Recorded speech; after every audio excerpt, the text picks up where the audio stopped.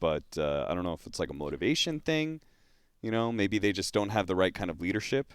You know, sometimes these C rosters, I think there's sometimes a lack of leaders. All right, yeah, makes sense. We are going to take a short break, but when we get back, it is going to be FNATIC versus Boom Esports.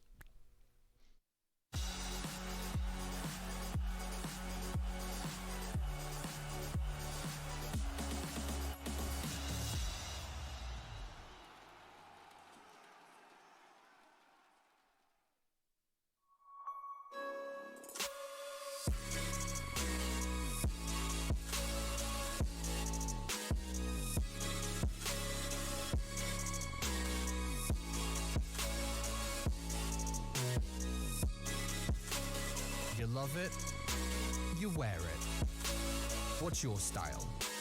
Get your merch at shop.eslgaming.com.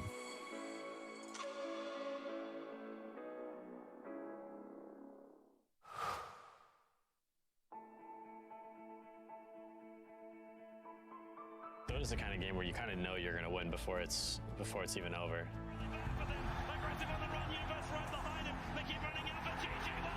I was having a down day, and I decided to revisit some good memories.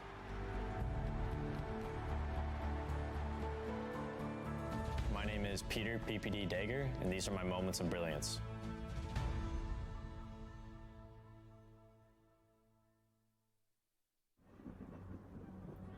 Multiple witnesses have reported mysterious shadow sightings all around the city. According to experts, the origin of these shadows is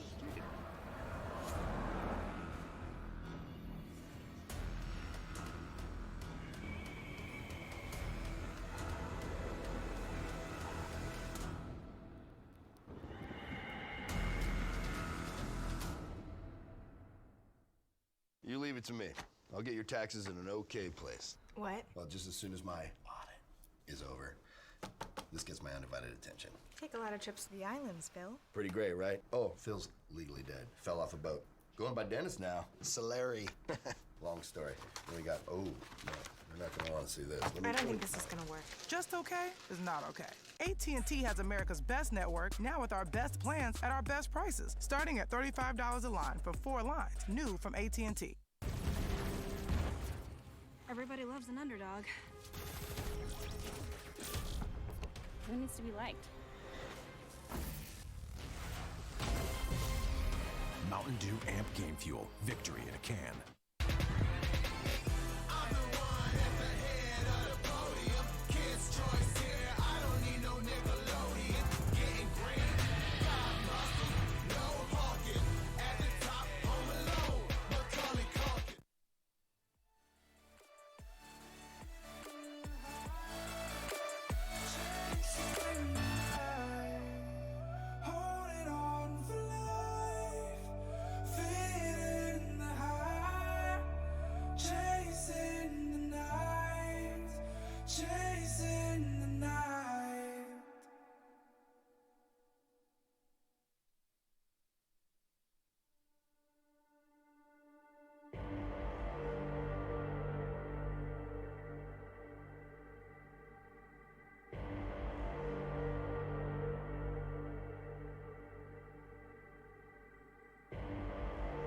Rising out the ashes, coming from the ether.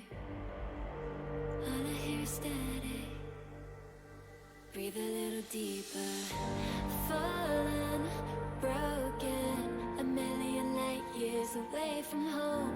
My eyes opened, and now I've come to claim life. Oh, never let it go. These wings carry me. Live this fantasy. Running through the fire, gonna let it burn. I am the Messiah, gonna let it burn. Running through the fire, gonna let it burn. I'm the Messiah, gonna let it burn. Gonna let it burn. Gonna let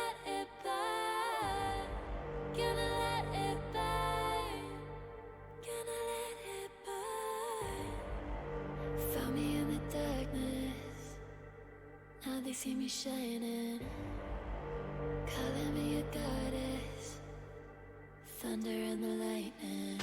I'm falling, I'm faster, making my way back, I'm close to home. I'm fighting harder, because I've come to claim my throne. Never letting go, these wings carry me, live this fantasy. Running through the fire, fire, gonna let it burn. I am the Messiah, gonna let it burn. I'm running through the fire, gonna let it burn. I am the Messiah, and I live this fantasy. Running through the fire, fire, gonna let it burn. I am the Messiah, gonna let it burn. Running through the fire, fire, gonna let it burn. I am the Messiah, gonna let it burn.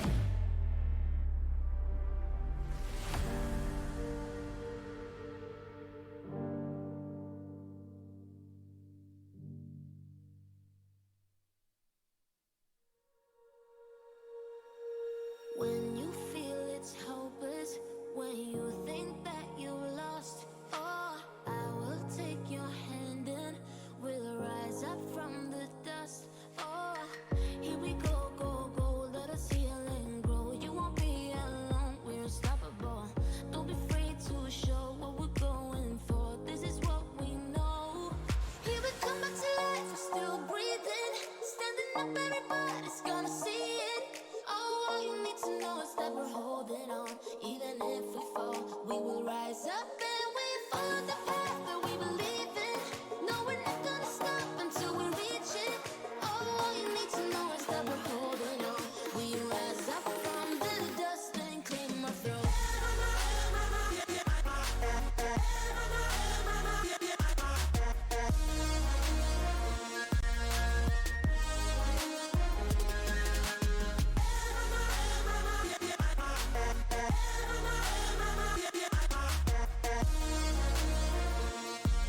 We rise up from the dust and claim our throne. We all have our reasons why we are on this track. Oh, we all have our burdens, yeah, but we just keep on fighting and we never look back. Here we go, go, go, let us heal and grow. You won't be alone, we're unstoppable. Don't be afraid to show what we're going for. This is what we know. Here we come back to life, we're still breathing, standing up, everybody's gonna see it. Oh, all you need to know is that we're holding on. Even if we fall, we will rise up and we follow the path that we believe in. No, we're not gonna stop until we reach it. Oh, all you need to know is that we're holding on. We rise up from the dust and claim our throne.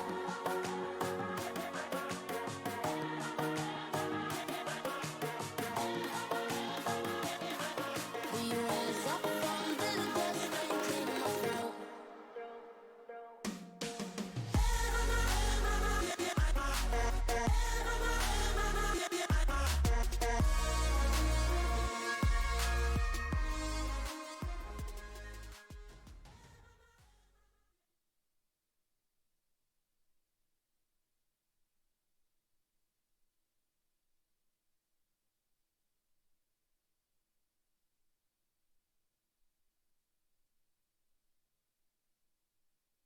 ESL 1 Los Angeles is brought to you in part by Intel, Mercedes-Benz, AT&T, Mountain Dew Amp Game Fuel, and GG Bet.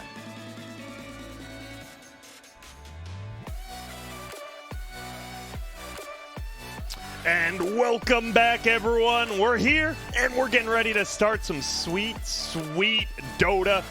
Up first, it's going to be FNATIC versus Boom Esports in the Southeast Asian scene. And you've got a team here who is a top 5 contender, it feels like, for, majors at this point, as well as on the other side, Boom ID, who's qualified to almost 3 minors over the last 2 years. They've almost got that break, but will they finally break through here? We'll have to find out. Cap BSJ joining me right here. We can really break it down because, these players, they've got some history on both sides. I mean, you have Ice, obviously, who's everyone in the Dota scene loves. You have Moon, who a lot of players consider one of the best mid players in the world, if you ask any of them. And then on the other side, this Makoto Dreamacell 1-2 duo has been terrors. I believe they took a game off Secret last year as well with their old roster. They're scary. What tournament was that? It was in Southeast Asia. It was right after TI. And I do not remember the name of it. And here you see FNATIC. They like winning. Coming out on stage? No. Yep. They like winning, though. Sorry.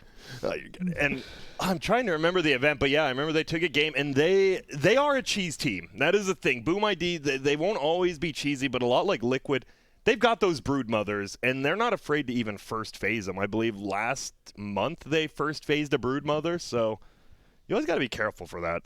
When you're playing against, say, a team maybe you think is better than or worse than you say we're thinking about FNATIC, how do you go into the game? Do you just go in, pretend you're playing against like one of the best teams, and just go that way? Or I think you're saying from FNATIC's from perspective? FNATIC, yeah. If you're FNATIC, you probably think, right? All these players like, yeah, we are better than them. We just don't want to get outdrafted, right? I think the best way to do that is as the better team to think, this is what we do. Like, these are the heroes we play. This is what we're good at.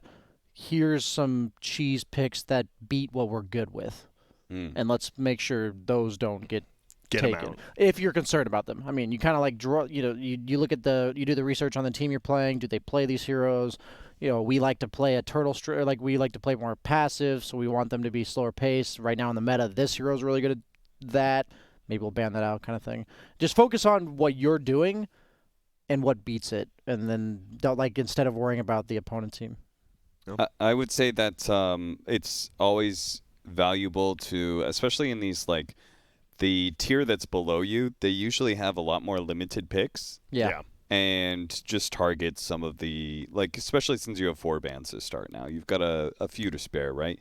Just target some of the heroes that they have been running a lot lately, that they've been very successful with, and that it will, like, maybe just put them off their game. Yeah. If you are, like, is there a certain better way to play Dota right now, do you think? Is Deathball in, is Split pushing in, or is it up to the team?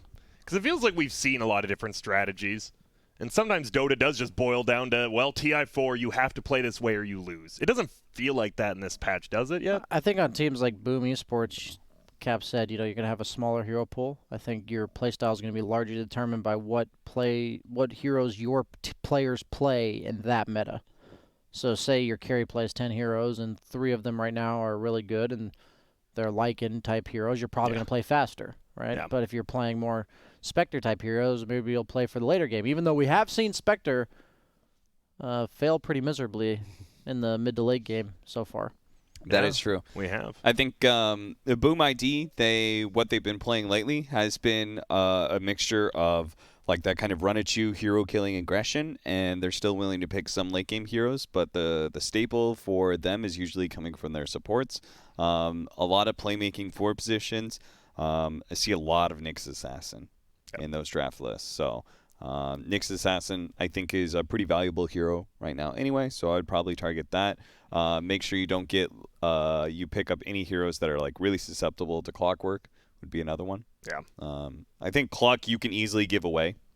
Just make sure you don't have a lineup that's totally screwed by Make sure it. you don't have 5 Earthshakers. Yeah. Even though the hero's rising in popularity, and it's actually one of the most successful heroes of the patch right now in pubs, it's Clockwork I is? don't believe in it. Yeah. Really? Yeah, it's like... It doesn't seem like a pub hero either. I don't think so. Whenever I play him in pubs, it just, you own for 10 minutes, and then you're like, team, take me away, and then they never do. And then you hook shot in, they don't come. Well, bye. I think it's 53, 54% win rate right now. Wow, I had no idea. Is it a decent amount? Obviously, I don't know if it says, but do you like it more as a 4 or 3? It seems like it is moving back to the old school 3, but you like it as a 4. I don't mind it as a 3 if it becomes a 4. Okay. Meaning that Like the the 4 secret position style of is playing or whatever. yeah, with a Rubik or a puck or something that's going to start farming while the clockwork. The point of making it a 3 is that it gets a quicker start and then becomes a 4. Yes. That's what I think. And No, I fully agree with that. Okay, but if it is played as a 4, why do you like it as a 4? Just the fact that it always has kill potential and like slow support heroes, middle heroes. Even, I would say I prefer him as a 4 position because I think a 3 I want a hero that scales better into the game. So Brian's idea of having him start as a 3 and scale into the 4, I'm a very big fan of because Clockwork is also a hero that needs to operate from ahead unless he is hard countering some heroes. So you can run around and be really effective as a 4 against an opposing 4 Earthshaker, or against like Jakiro and stuff like that. Like you could be really effective with a limited amount of net worth against those heroes, but most of the time you're not going to get those kind of dream lineups where you're just running people. Yeah, you're just able to like, oh, I've got Earthshaker, Jakiro, SF. I'm just going to own this game. Like it's not going to end up that way. So what are like say FNATIC does just first pick, straight up first picks a Clockwork. Like we've seen these, right? What are good cores versus Clockwork? I like 2 cores that don't die to him and 1 core that just kills him. So whether or not that core is the killing core is the mid laner or the safe laner. Usually I prefer to be a safe laner, just something where if he cogs you kind of just kill him inside the cogs rather than it's like who you're trapped in here with me, not the other way around. So like a Juggernaut or like what other heroes? Troll Warlord, Ursa's, Troll these is types really of heroes. hard to play against. Yeah. Ursa's hard to play against. Gyrocopter is hard to play against. Until you get like a Blade Mail if you choose to go for it. Any cores in the mid lane like Ember, Void Spirit, super annoying because you hook them or whatever and they just kill you. Yeah. Or they back off and then they turn it on you. Yeah. Man. Now, FNATIC, this is going to be the first game they play in, I believe, since the Summit, right? Or no, were they playing in the SCA games? I believe they might have been. But you go from the last LAN, you absolutely dominate it, right? And now you're coming to the online series. What mindset do you want to be in? You just want to be in a positive one, like, yo, we're all having fun. We're big bosses, badasses. Let's kick some ass. That's what mindset they're coming in with. And what happens? Where'd you come up with that? Right out of my ass. That's good. What happens if they do go with that mindset and they lose game 1? Do they just get serious right then? Do you think, or something like that? Become the business associates and mean all business, and then go crazy. Could you guys? I don't know, man. I'm nailing it right now. Indeed. I don't know if come on, FNATIC has not had enough success to be able to just chill out and do whatever they want, Yeah, that's true. I want them to really smash these other teams, prove that they are the best team in their region and that they deserve to be going to all of these majors and stuff, and prove that they're a better team than their results have been showing. So I personally would say go into it with a killer mentality. Yeah. If I'm FNATIC, I want to be training hard and getting better because this squad, look at the names, man. Jabs, DJ, Ice, 23 Savage, Moon, right? It's an all-star lineup. That trio that you first heard in the first 3, right? Incredible trio that has done a lot of work for FNATIC, but ultimately has not had the kind of success that they were searching for when they originally put together their squads, right? They're looking for winning TI. They're looking for top 3 at TI. They haven't even come close to that. Yeah. Right? They pick up these very fresh talents, right? You've got 23 Savage, probably one of the hottest talents, new talents coming out of Southeast Asia. Yeah. Easily the freshest. Almost carried Gunner to TI. Yep. Indeed. And Moon, who has been always held as a jewel of the Southeast Asian region. What an incredible mid laner. Yeah. You've got the pieces. You've got the pieces. Where's the work? You got to make it work. You got to make it work, man. Got to clockwork it. Yeah. And again, it makes me wonder, is it a leadership problem? Because there was an interview that I found was really interesting with Ice, where he said that in an ideal world he would play and he wouldn't have to say anything. Yeah. But on this squad, he has to talk a lot. Because that's what good leaders do. They step up when it's needed, communicate as needed. But it's obviously not Ice's, he obviously doesn't want to be that. He wants to play Dota. Yeah. And my understanding, talking to Jabs, he's fairly communicative.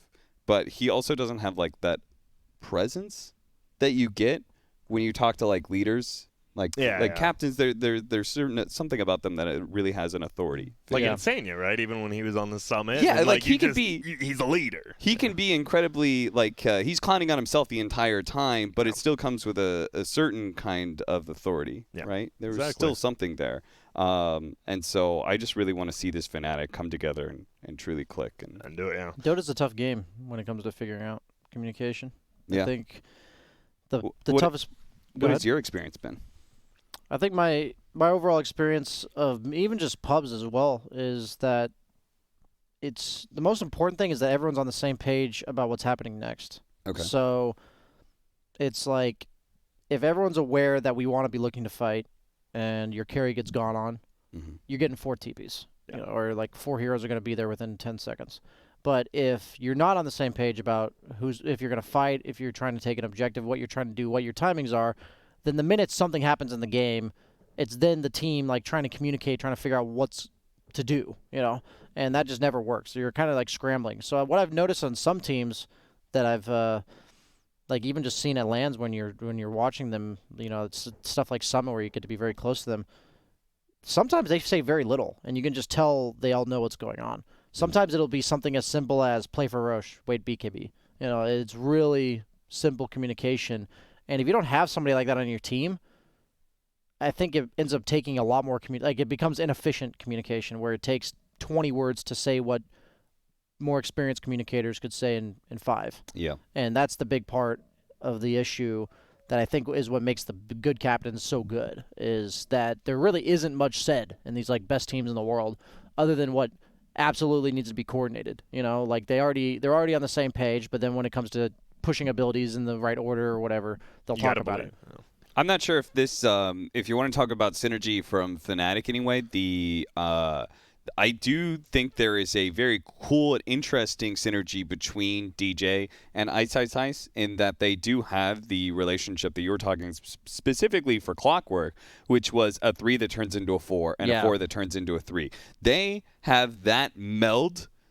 Probably a better melding of the two roles than maybe any other team. Ice Ice Ice is very sacrificial in that regard and gives a lot of space up to DJ, and DJ takes it and runs with it really nicely. I do not see the same. Like, I want to see more out of the other safe lane, out of the other side lane. That is, I want to see more out of safe lane. I want to see more out of 23 Savage and Jabs. Yeah, makes sense. And look at that, right into the draft we go. And we'll see what bans come out. Already a fresh ban we didn't see once yesterday in the Omni Night. I like the DP ban. I think DP is just so scary right now. She can be picked early. She can be ran as a 3 sometimes, usually a 2, but not much really beats her in lane whenever DP is popular. It's not just this meta. It's any time DP is in the meta, her laning stage is always very, very consistent, very secured.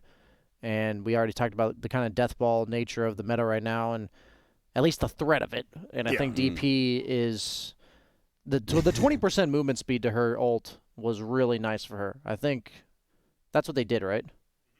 When she activates her ultimate, she gets movement speed. Yeah, I think that's those types of quality of life buffs to these heroes that lack mobility, and their only real problem is DP ulting and then people running away. Yeah. And hey, you just gave helps a little. Yeah. It just pushes them over the edge to be able to do what they want to do reliably almost every single game. But other bans we see, pretty much every group up pushing hero from Boom Esports being banned here. Death Prophet Chen as well as Nature's Prophet. And on the other hand, Fnatic has kind of these annoying offlaners they're banning out. There's 3 strength offlaners and a Void Spirit right there. Yeah, I think a lot of that is just the impact of Fnatic's run at the Summit, right? It was like we saw a lot of Furion that eventually turned into a permaban, and they were still picking up, like they still won the first game against OG Seed with Death Prophet lineup. So Fnatic definitely had a pretty good system figured out for the Summit. If you're Boom, you want to play Dota, right? You don't just want to lose at 20 minutes. You're not playing Dota at that point. There goes the Snapfire. We saw Ice Ice Ice played a ton of that hero, as well as DJ and Jabs each had a game of it. So I'm almost a little bit surprised they banned away the Snapfire, just because it would give them the opportunity for an even better Nyx game. And again, it was one of the most drafted heroes of Boom of this last month, alongside Void Spirit, which was banned by Fnatic. and Oracle, I think, was the other hero. Are you just worried, like, if they don't ban Snapfire, what if FNATIC just takes Nyx? And then you're not taking Snapfire, right? They just get it, maybe? Yeah, Just maybe. worried about that. It's also unique on FNATIC, right? Because they do Ice, Ice, Ice. Oh, yeah, exactly. Snapfire. And the Earthshaker, all right. I felt like my off lane's really easy when I have a shaker. Yeah. I don't know, have you had that similar experience, Cap? But you just always have the lane near your tier 1 for the first wave because of the fissure block. And then pretty much every time, because of the way the second creep wave gets there before their second creep wave, so the lane ends up shoving really hard, and then you pull the big camp. So it becomes this like very natural way for you to get past the first couple levels on the off lane. And I think that's just so potent that most off laners, once they get level 3, are really powerful. And they immediately go for the counter pick to the Mars, kind of like the reverse bristleback counter here. You know, you have Mars reduces damage from in front, and you pick Ricky because he backstabs you. Yep, simple as that. I think the thing about Earthshaker that I really like right now is he does not have the most direct lane impact. Like his impact on the lane is very soft and unique in being able to like fissure block and stuff. But when it comes to directly harassing, he's a melee hero. Doesn't do a whole lot there, hits right? For like 50 damage. Fissure is not really a killing spell. It's not really going to save you as well as most of other abilities. But what's really great about that Earthshaker is because of the lane equilibrium things that he does, he can play away from the creep wave. Yeah. And he can give you solo experience. And if he gives you solo experience mixed with that lane equilibrium that Brian was talking about, next thing you know, you're level 3 and the dual lane that you're facing are both level 2. And you feel really good and you can stay solo and Earthshaker can go do roaming things, you know, if he wants to. You get a faster level 6, guess what you do? You call in the Earthshaker. Hey, buddy. Thanks for a great lane. Thanks for the things you did. You can have it now. I'm going to roam around now. You all get your blink dagger. I was going to say, Earthshaker's the best support as an offlaner that you can say, hey, you know what, I'm content to do whatever the hell on the map it is as long as my Earthshaker's hitting creeps. Yep. I don't really care because that blink dagger on Earthshaker is probably the scariest 4-position item in the entire game. Is there a 4-position hero that scares you more to get? Enigma is like maybe equally scary, but I think Earthshaker has more impact with just the blink dagger. Yeah, I think as the game goes on, Enigma would be scarier, but I think that immediate timing of the Earthshaker blink is the most impactful. Yeah. In the game for sure. They go for the Ember Spear ban, oddly enough, with the pretty good stuns coming out to deal with a hero like that. Oh, I'm going for some team fight here. Yeah, they have a lot of AoE, a lot of magic damage on Boomy Sports. The Frost Armor is pretty nice against Ricky as well. I wouldn't mind if they pick some just ranged magic hero from FNATIC. You could do I guess Enchantress is pretty bad. She just got banned too. Oh, did she? Oh, she did. Yeah, boom, just banned it. So they're thinking along. Pretty same. Or the Enchantress Purge from her second ability just owns Lich, so that's why it came to mind. Pango? I think Pango kind of fits the description of a range hero just because he plays around Swashbuckle and then kind of plays away from the creep wave most of the time. You got plays against Mars. You can both shield crash over the wall, and Rolling Thunder goes through it pretty easily. I learned the hard way you cannot swashbuckle. You can't do that anymore? Yeah, you cannot swashbuckle through the Mars ulti. I just did it the other day and ran straight into the wall and took like 500 damage. I was like, oh. Okay, did you try the? So there's used to be a play. I'm not sure if they ever fixed it, but it used to be you could run into the wall and activate it, and immediately swashbuckle afterwards. Oh, maybe. So you have to trigger the shield I'll have to check push, that out and then you can go. Because there's like a slight delay on it or something. Yeah, or what? yeah, Okay. exactly. It needs to be able to like reset. I'll have to check that one out. Okay. They take Grimstroke's really nice with Ricky. Another really scary lane. Yeah. If you're half health or lower, he gets ink swelled and blinks on you, and there's really no positioning you can have on the offlaner to prevent that threat from occurring.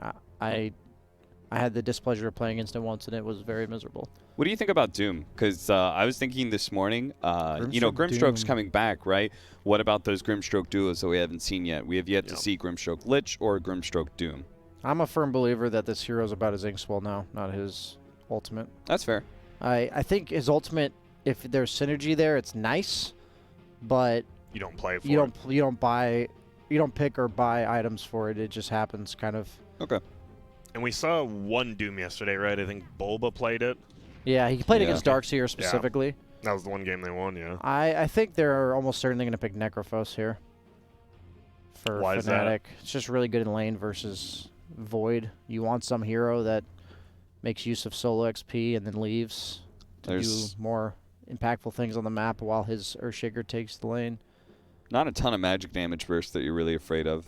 Like, it's not enough damage from the Lich Rubik to kill you, right? That's all that you.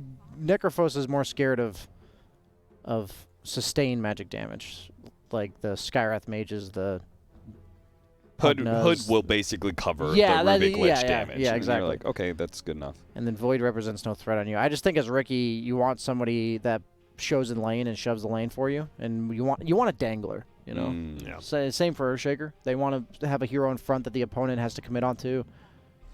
Oh, the offlane dazzle. Is that what we got here? Yeah. Okay, well. It does similar. It serves a similar purpose in the lane and in the sustain game. That's what I kind of figured. They also needed like a team fighting item builder, but it doesn't fit the frontlining that Necrophos does. So what that means to me is I really like the Dazzle pick, but you also need to pick some hero that will siege. I think is now what I view them needing, because Riki in the mid game, he'll go in first. Yeah. But then you need a hero that shows on objectives. Like, he just puts himself in front of towers and hits them. Why do you they think ban it's Storm instead? Why do you think it's an offlane and not a middle Dazzle? Last time I saw Dazzle, it was middle. It could be middle, I guess. But why do you like it offlane? Just I think it's a good matchup versus Void. Okay, yeah, that I makes think sense. because Void has time walk, so he wants to kind of remove bursts of damage, but then you just poison touch him. And it feels like how the draft's been going, right? We have been seeing, as you guys talked about yesterday, kind of the one-for-one counters, right? They picked a Void, you picked the Dazzle, just for that exact reason. It could be a mid Dazzle, but if Fnatic has a viable pick to make it flex, meaning that they could do a hero here like Necro. Yeah. I'm not saying Necro's good, but like that can go mid or off lane. That would be mix it up on. That'd be good, but let's see. Dazzle's really hard to play against Evoker, actually. It was set up where Boom have this Mars Void. Like, they very clearly need a glass cannon range type hero that just pumps out damage. Invoker, OD, like one of those. You're not picking OD into Grimstroke, Riki, Earthshaker. Sure. Invoker sounded more ideal because it also controls, right? Like it's like a mid-gamer, low cooldown, run around. You need someone who can like survive and stuff, so like Zeus is probably out, right? Zeus. Maybe Zeus, but I don't like heroes like Zeus against Dazzle. I think Dazzle's really good against these poke heroes. The Shadow Wave spam eventually becomes so ridiculous. And they go for the Batrider. So that's a hero that it goes in, but it's not exactly a frontliner. So my only concern for their lineup is how they end the game for Fnatic. Other than just straight up killing the opponent a bunch of times, I don't see how they end the game. Well, it sounds like what they'll probably do then. Yeah, it's probably going to be a high kill game if I have to imagine, or a very fast game where they kill them, 15 times very early and then end. And on the going back to the Dazzle, is it just Necrobook? Is that the item build no it's matter too good, what I lane? think. I think it's too good. I tried it out myself, and you just farm so fast. Yeah. Greaves and the build-up is beautiful, too. Greaves is really good, so Greaves, Necrobook. I don't really know what you get from there, but you're presuming to just end the game. I think any item that has a cooldown, Pipe, Glimmer, Force, all these items are still super Solar broken. Crest with a Riki. Solar Crest can be pretty insane, too. That's the nice part about this lineup, right, is that you can put all the teamfight items because you've chosen for a Batrider in your offlane position, like a hero that typically doesn't get those. So there's no overlap could be a mid there, Batrider. right? Yeah, it could, but I don't think that's really a Moon hero. Like, I see Doesn't Moon he play bad? being like the Dazzle in this lineup. Okay, right? interesting. Okay. Is he a dazzler? It's just you just think about like the Moon Jazz plays hands. that he does, right? Sure. He's I want him to be able player, to put out some damage and throw some spells around. And We will not be seeing the Dazzle Ags for anyone at home wondering. So what is that one again? I already forgot. It attacks every enemy within 800 range of you. Yeah. But all your spells are more than 800 range, so. Is that better than the AoE Grave? No. It's better than the AoE Grave, but not better than the than the cleansing from the. It has higher potential than the AoE Grave. But I actually like the Nice. one where you're dispelled with Shadow Wave. I thought that was pretty solid. This isn't good. Like, they picked it. I said they're not going to pick it, and then they picked it. So And it is Moon Bat, you were right. Yeah. I mean, they needed something like that. I Glass cannon, agree. like you said, yeah. Maybe it shouldn't have been OD, but what should have it been? I'm not saying there was a Razor, better pick, Quap, but Skywrath. you can't pick OD here. I'm sorry. Can you pick OD at all? We saw it picked by Ryoya and it struggled. He's going to try to attack. He's going to get phantomed. He's going to get clouded. He's going to get fissured. He's going to get stickied and try to turn around. Like, he's just... He always needs another item, Yeah. it feels like in this game, right? 'Cause you you're have right, to have though. a BKB. It's Moon Bat Rider. Yeah. I thought they were doing mid Dazzle. Oh. Dazzle. GG, man. So you guys are. It sounds like you both are favoring Fnatic's draft. This last pick OD isn't shining. Too fast paced. I think the Fnatic lineup is for Boom Esports to keep up with just Chrono and OD Ultimate. They're going to win one fight off of like Chrono, and then Fnatic's just going to run at them again. And you can't do They anything. won't have anything. Yep, makes sense. Let's go ahead and throw it on over to our casters. It's going to be Dakota and Blitz covering Fnatic versus Boom Esports Game 1. All right, thank you so much, Grant. I am here with Blitz as we bring you game number 1 of Fnatic versus Boom Esports. Will, a lot of the panel feeling confident that Fnatic have this one. They are the team with a bit more glitz and glamour and experience, but their lineup is quite intriguing, going with the Dazzle Ricky. And for the odds on this one, well, still heavy favorite, it looks like, for Fnatic, even with the lineup. What are your impressions about it? I think they 1-1 countered pretty well. I do think it's going to be a little bit of a hard OD game, but much of this game I think is going to come down to who gets the jump first. Like, whenever I'm not really sure who's going to win, I always just try to think of initiation, because I think the team who has the easier way to initiate fights usually wins, and I think that this game that might be Fnatic. Now, what about scalability at all? When I look at this lineup on paper, I don't see a lot of potency in the later game. It feels like it would weigh heavily on the shoulders of the Ricky, I suppose. Is that a concern at all, and does it make Fnatic have to work against the clock, or am I thinking too much about all that? I think scalability only really matters when it comes to like the ultra late game, but what probably matters more is like how easy it is for you to get your damage out. Okay. For example, if you're playing like Razor, or you're playing like Sven, one of the best late game carries, but you're against like Beastmaster, Razor plus like another stun that goes through BKB, it doesn't really matter that you can hit hard if you can't actually get your damage out. And I think in this game, at least for the early game, I think that Boom might struggle to get their damage out. Noted for sure. We'll see if that's going to be the case as things pan out.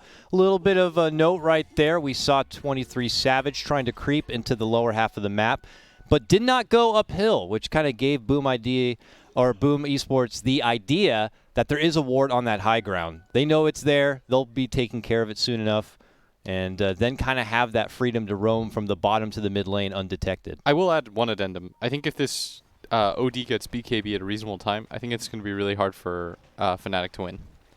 Absolutely. I mean, Brian was mentioning all of the potential troubles that OD could have in this game, just trying to execute all his own damage, whether it be the fissures and the stickies and the, whatever else it may be. He'll certainly have a hard time being optimized. Bottom lane is really where we're going to see a lot of the flirting, I would guess. 23 Savage, the young stunner. What are your impressions about this kid? He's like the new young starlet for the team. He's got his own stream. He's got the edgy name. Do you think he's as good as people say? Yeah, I think he's a really good player. I think he just needs experience. Edgy name, I mean, it's a little bit clowny. I think he's just a play on, I have to imagine, just a play on 21 Savage, right? The rapper. Of course. So I think it's like pretty funny. So if his name was Blueface or Purpleface, you'd probably be more about it? Yeah. Okay. I mean, I think if anybody named themselves after Blueface, I'd probably lose a lot of respect for them in general. Oh, but okay. Is there a name that would win your respect immediately upon reading? For me, it was Kyoto. What is it? Kyoto. Oh my gosh! Now I'm butchering it from South America. Oh, Kotaro Hayama. Kotaro Hayama. I read that name and my inner anime got real excited. I see. What about for you? Any name? What names do I really like?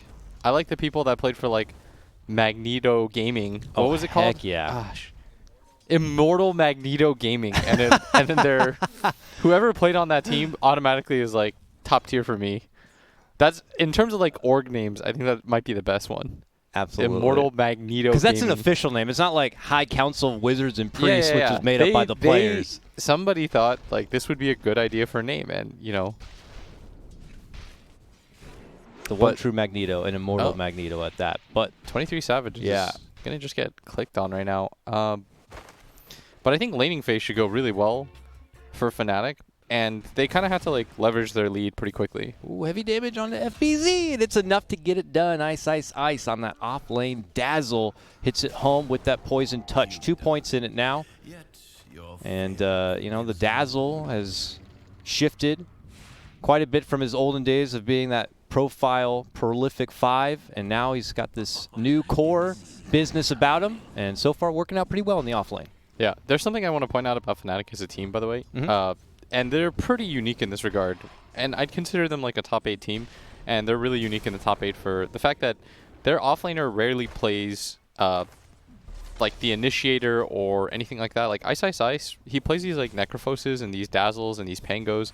And they just kind of let him chill. They want him to be a really strong core. Like they play really independently of each other. I'd say like their 3 cores play the most independently of each other out of all the top tier teams. Like for example, you see on OG, you'll see like back then Anna and Thompson used to just like 2-man run around, fight, then Seb enters. But there's nothing really like that for FNATIC. Like they're very content to just chill, farm, everybody gets something. Like nobody has to panic or anything like that. So the way to abuse them is to be able to 5-man and meet them really quickly and get good initiations off, like fast damage. But I don't know if Boom ID has that. If you allow them to set up, get a good laning phase, I feel like this team is so dangerous. Yeah, I see what you mean. And it seems like also to play to that, FNATIC will put themselves into a lineup that will always be ready to engage early. So if their opponents, like you said, want to try to 5-man and meet FNATIC earlier, FNATIC will have a lineup that can match them at that point and at least put up a fight. I wonder, though, for Ice Ice Ice, and I certainly agree with you, he is that type of offlaner.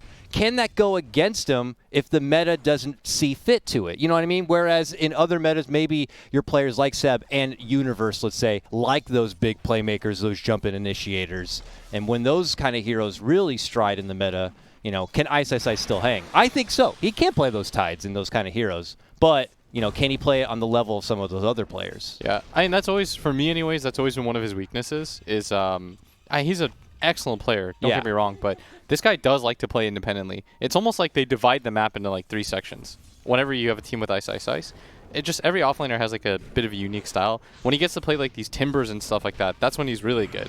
When you force him to play like these Underlords and stuff like that, you're not really seeing him shine. He is like a playmaker star, and inevitably that does mean like he's going to have his own flaws too. But in this meta, I think right now he's very good. But he is going to get soloed here, potentially. Yeah, action on both sides as they make their push for Ice Ice Ice. It's also 23 Savage in the bottom lane, who could meet his own demise too. Jabs, though, getting in the mix and is able to create the space. It's only going to cost FNATIC 1 casualty across the board, but we are even now 1-1. And this is part of the reason why I think FNATIC, like their 3-core style works, is because they have somebody like DJ, who just roams and makes everyone's lane okay. But they are a team that relies on having a good laning phase. Absolutely. And so far, not the best laning phase to begin with. Yeah, Boom is meeting them along the way. They're not making any lane easy. I mean, we see bottom, 23 Savage is getting approached. In top lane, for the first time, it looks like FNATIC are able to really go on the offensive. It's back again onto FBZ. He just drops down the arena, knows that it's going to be trouble for him, tries to make the most out of it, but ultimately, it's the same story. This is the one lane that FNATIC have been able to really capitalize and punish. We'll check out mid lane, though. Moon is certainly doing what you would expect with a Batrider OD matchup. He's 37 and 14 to the OD's 23-7. Yeah, this is just a hard matchup for OD. Not the best turn rate. Like, you want to get in the lane to be able to harass out and farm. And he's got to be careful at all times because if he misuses his Astral, he could just die. Yeah, but he hasn't died yet. And many pro players I've noticed will say, like, that's fine. Like, that's expected. So this is almost a win. It's like, oh, okay. really only becomes a loss if he actually gets killed and approached and in a lot of trouble. But if he's surviving, if he's hanging, if he's doing as is expected, uh-oh.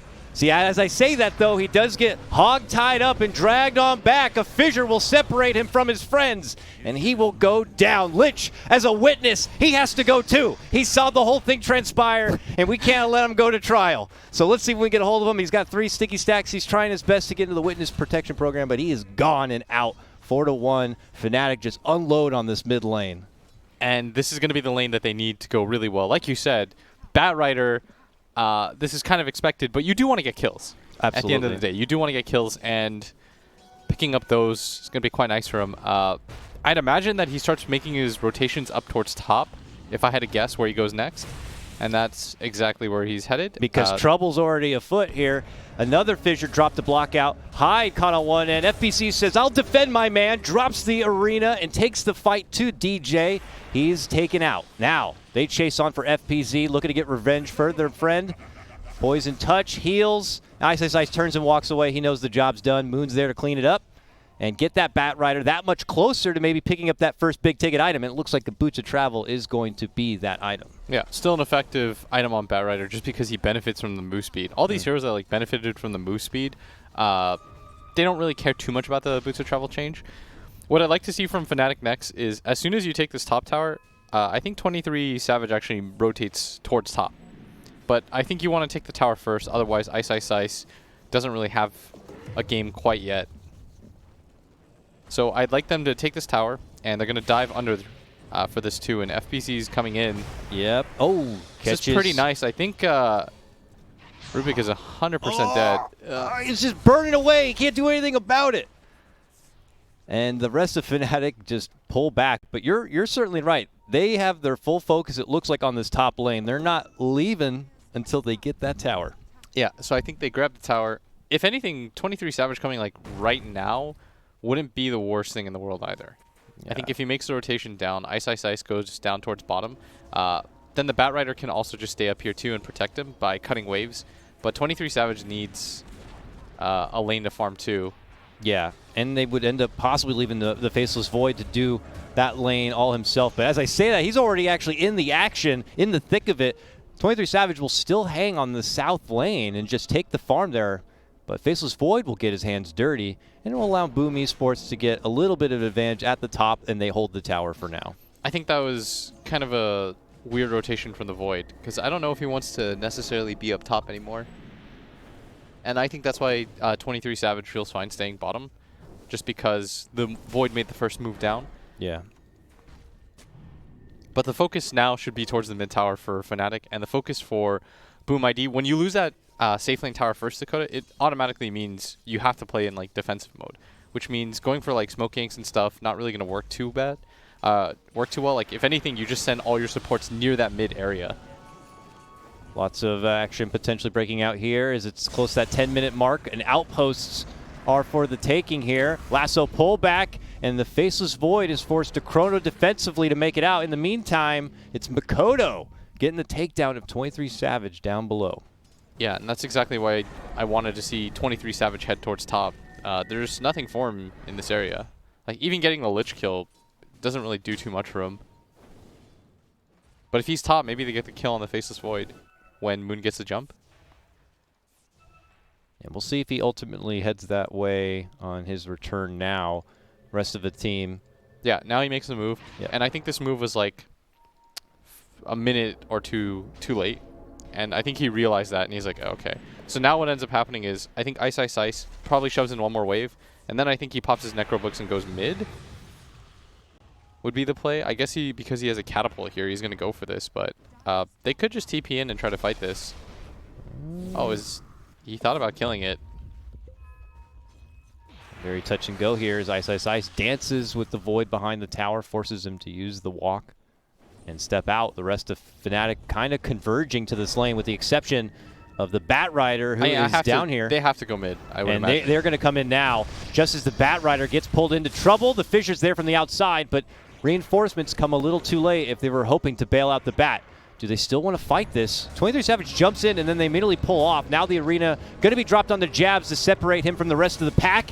They swarm him. He gets hit with the grave. They're trying to bail him out, but, you know, they're short on firepower here. DJ maybe trying to creep in, look for an opportunity to go for the slam, but no opportunities there. They do manage to creep down the kill onto the Lich. 23 Savage narrowly going to get taken apart. Has to blink away from the trouble. Ice. Stepping back in, trying to help out his comrade here. And they keep dancing in and out and in and out. They will get Hyde. FNATIC really making the most of this. Yeah, Boom's getting outplayed right now. Very awkward. Boom just not comfortable fully committing towards the high ground. Pops the time walk, not nearly far away enough, but he's actually okay. Firefly does run out, and they might look for haste rune. FBZ here. This would be a pretty big kill because Moon just respawned. Oh, he's trying to look for the angle on the spear. No, and he missed it. He missed it, and now he's got to use the rest of that haste rune to run away. Unfortunate. Ice does take mid now. And 23 Savage is going to try to poke around this area. Once he gets his defusal, I'd imagine he wants to start playing deeper towards mid and the triangle, and his team can make their way up. But like we said, all three cores playing apart from each other. And the Boots of Travel allows this to Dakota because they have really deep outpost control, so their teammates can get in at a moment's notice, so they don't have to stand too close to each other. It's really feeling like for Boom, they are stuck together here in that buddy-buddy system. Let's see if they can change things up a bit. I think they have a smoke here, right? Yeah, they got a smoke. Probably need to check out the area first to be sure they're not going to do it under the watchful eye of, well, there is a ward here on the high ground. This is the problem with playing against like Batright or Ricky, is you don't feel comfortable playing on any of the lanes. Right. Yeah. You feel like you're going to get grabbed or somebody's going to get jumped, and so you're naturally going to cluster together, and this is where FNATIC excels, is they out-efficiency you, and then in about like 5 minutes, they'll just take every fight because they know they're 6-7K gold ahead of you. That's a fantastic point. I mean, you look at FNATIC's lineup, and it just reeks like paranoia for Boom Esports. Not really knowing where the jump can come from if there's a Invis hero stalking you out. Here we go. Boom Esports. They do finally pop that smoke. Head to the high ground. They move in. 23 Savage pops the smoke, so they pop the dust. He just blinks right out from the trouble, and the arena has got no contenders on the inside. Ugh, a big awkward there. Boom will pull off, but that opportunity is now gone. That was really nice positioning by 23 Savage. He waits in the tree line. He knows that something is coming. Like, Boom's making no plays on the map, and they realize, oh, we're getting really far ahead. They have all of the jungle to play with.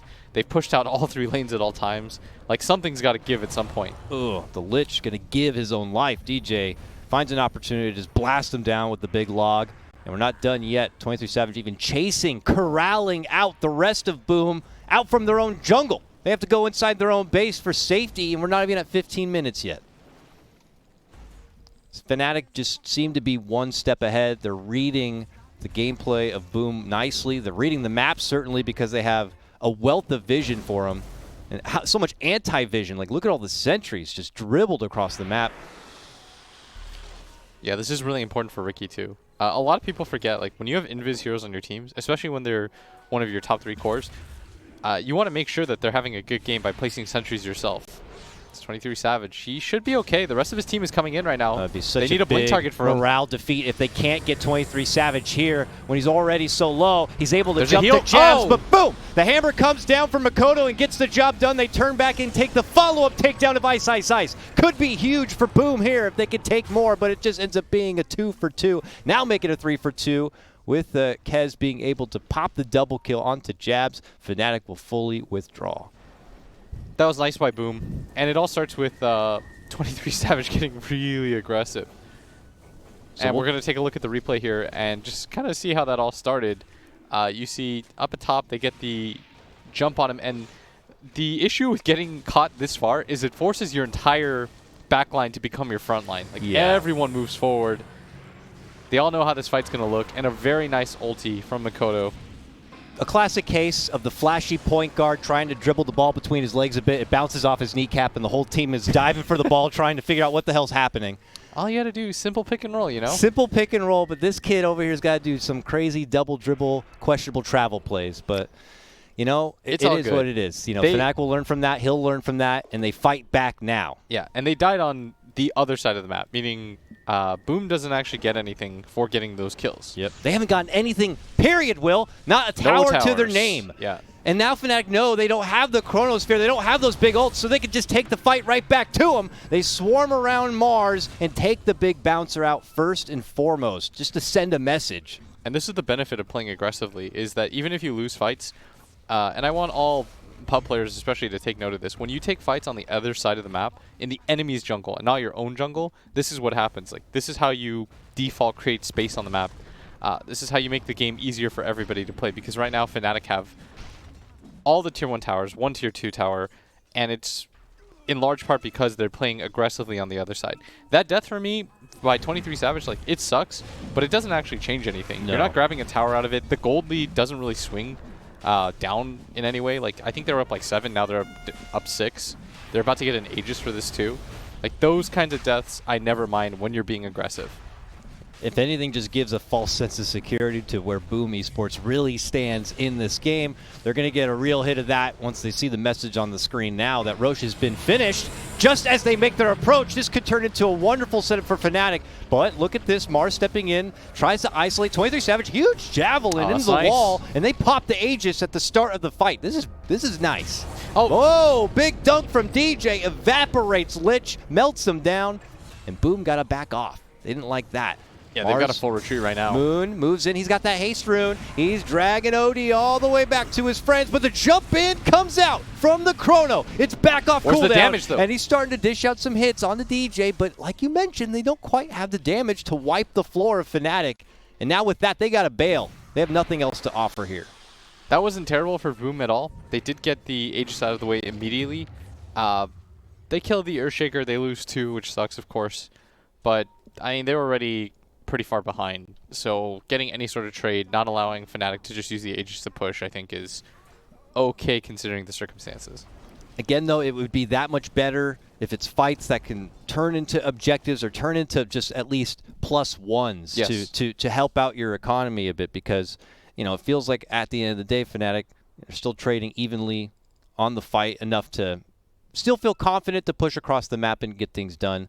They only have, let me see, 2 more tier 2s remain for Fnatic to kind of finish things off and push things forward. But coming into this game, a lot of questions were about Fnatic's lineup and the scalability and the late game. You know, do you have any new thoughts on that now? I mean, certainly it still feels like it's all Fnatic, but is that clock there at all? Like, if they can't get this done for some reason by like 25, 30 minutes. I think they need more than that. Yeah? I think it's when OD gets items. Like, I think when the OD gets items, they can win. He's like the real true 1 position in this game. The Void is just going to set up for him, but they need the OD hitting things. Like, as soon as he gets nabbed and he doesn't get to get any damage out, then the Riki gets on top of him.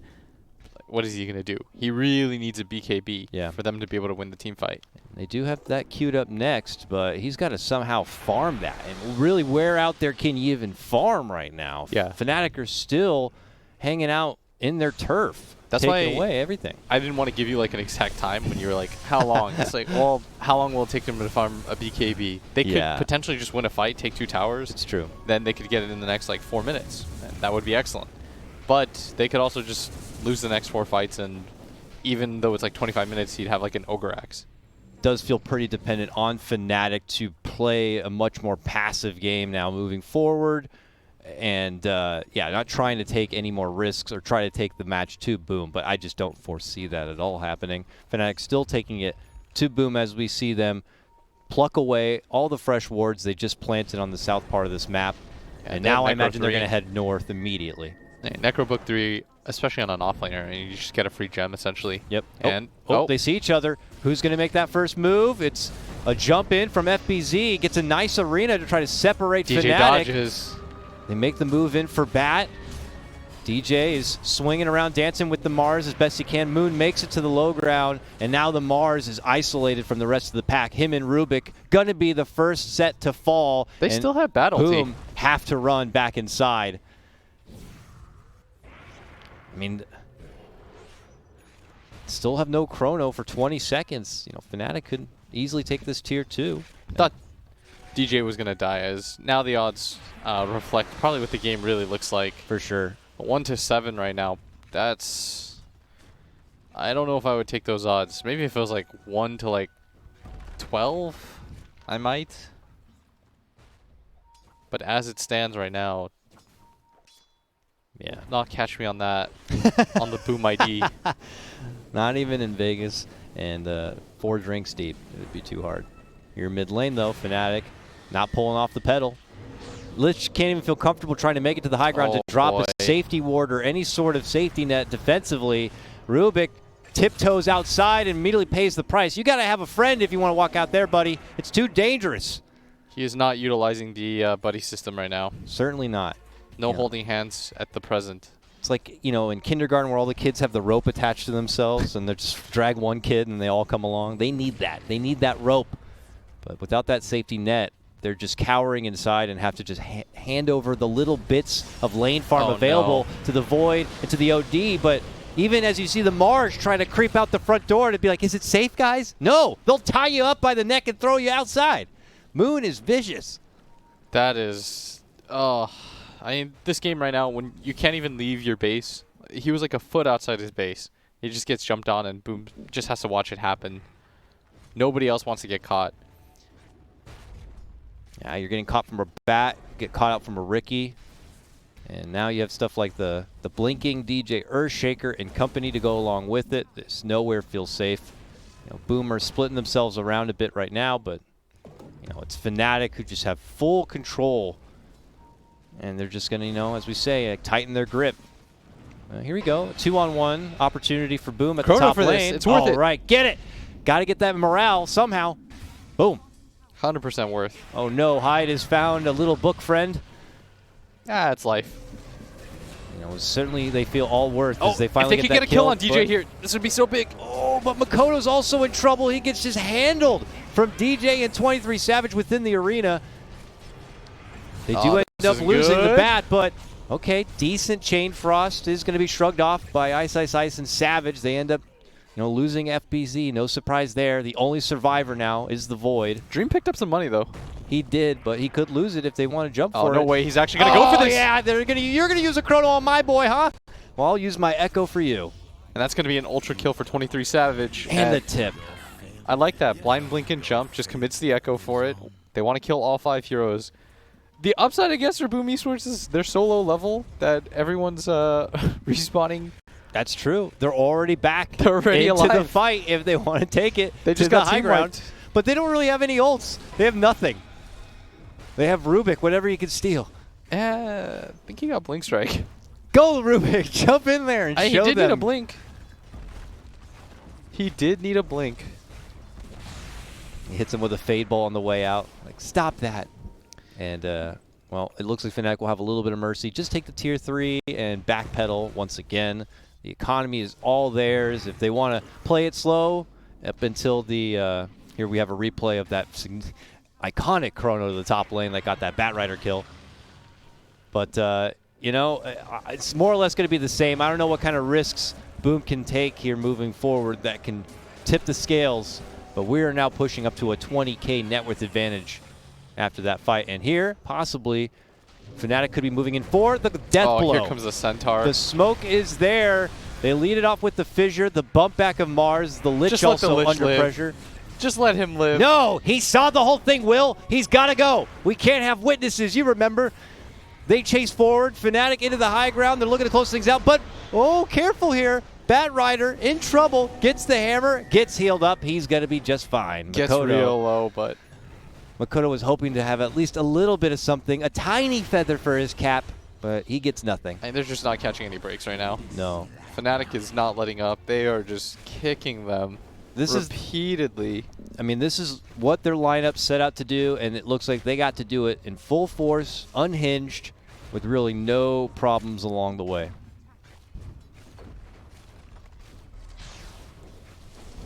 Void does have the ulti, and he may not get to use it here. His faceless head gets wrapped up, pulled back, so deep and in it. he is gone. Minute, no buyback. This is probably the final hurrah here. Make the most of it for what you will. DJ drops it down, catches the both of them, and Boom are scrabbling back to the base. FPZ, though. This is actually not that bad for Boom. you know, they're forcing him to stay back. They're shoving him inside. You want to fight in our house, you got to take us all out. They're actually going to pick up some kills for this. This could be something. I don't know what, but what does it certainly give a thing. A gem, you know, for Lich now means that they can move outside the front door. They need vision so bad, and they have no idea where any of the vision is. This is the downside of being crowd so hard in your base. Everyone always talks about like, oh well, you know, if you have the better late game, hold high ground, but even if you get kills, you can't really go anywhere because you're not really sure where you're being seen, and you don't want to just take a fight outside your base. That's ill-advised. So you want to get your own vision out as soon as you possibly can. And whenever you're playing against like gems or necro 3s, these kinds of wards are always the scariest to place. Whenever you place like low ground wards, they're gonna die, Dakota. They'll die every time. For now, at least they're able to get their jungle back for a little bit of side farm and the outpost. FNATIC still recouping from their diving in the bottom lane. 23 Savage now back into action. They will probably come together again as a team, and who knows, maybe have another smoke push. Oh, Greaves, a nice pickup for FNATIC. Could help in case they get a little overzealous at times. Ice can be the paramedic. But, you know, whenever FNATIC come together as 5 and try to take it to Boom, it seems like it is going to be FNATIC's fight. 9 out of 10 times. Or is that even being too nice? Is it more 10 out of 10 if they take 5-on-5s? I like that. You need just a hell of a chrono setup. Your OD needs to really just go. He needs to hit like finally 10 got his times in a BKB. fight, yeah. He's got his BKB. This is it. Soon. This is the final hurrah. There's no point in saving for buyback. What is that going to do for you? No, You'll die twice. Yeah. So you might as well just buy your BKB, see what one ideal fight looks like, give it to me. Give me the double BKB cores. This is what they needed. The only thing that goes through BKB, damage-wise, is the they have some right clicks like the Ricky. But aside from that, like a lot of their damage is magic. And they have a central point now to fight around. Oh. It could be for the Roche. Ooh, they spot Savage. Did you see that? They shove him away. It like leapt him above. Shoved him right over the cliff wall and into Roche Pit. I think that might have been like their opportunity, and instead they get ice frogged. And he's inside the Roche Pit. They'll make the most. The fight continues on. They get the lasso pull back onto the void. He tries to pop in the BKB and survive. You have to fight at this point. He does live. Now, can he make the most of it? He still holds the chrono if necessary here. They can't even finish off jabs. They lose his own life. Makoto to fall. It was all for naught. 2 buybacks, but unfortunately the rest have nothing else. Surely they're going to call at this point now. Never say die. We won't go down until... Right, okay, we're done. Lich knows that he has no chance here. And it still ends up going to FNATIC. Pretty much very convincing game number 1.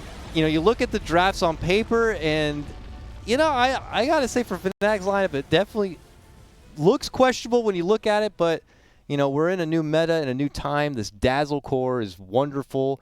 The Ricky pretty much got to do as he pleased. You were talking about FNATIC's like triple independent play style, and it seems like they got to do that with really no trouble at all. All 3 of their cores had a good game. And when you give all 3 of FNATIC's cores a good game, you're probably going to lose, if I'm honest. When all 3 of their cores get farmed, they're one of the hardest teams to take down. Bar none. Boom need to maybe consider targeting FNATIC a bit differently here. We'll see how they can change things up for game number 2. But before we get to that, let's throw it back over to the panel and see what they thought about game number 1. Boom!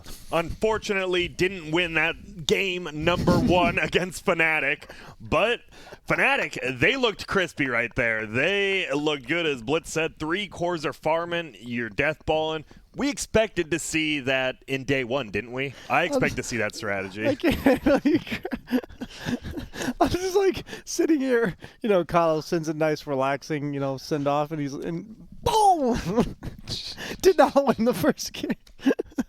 I'm sorry, that was probably one of the funniest moments I've ever had on a panel. I'll take it.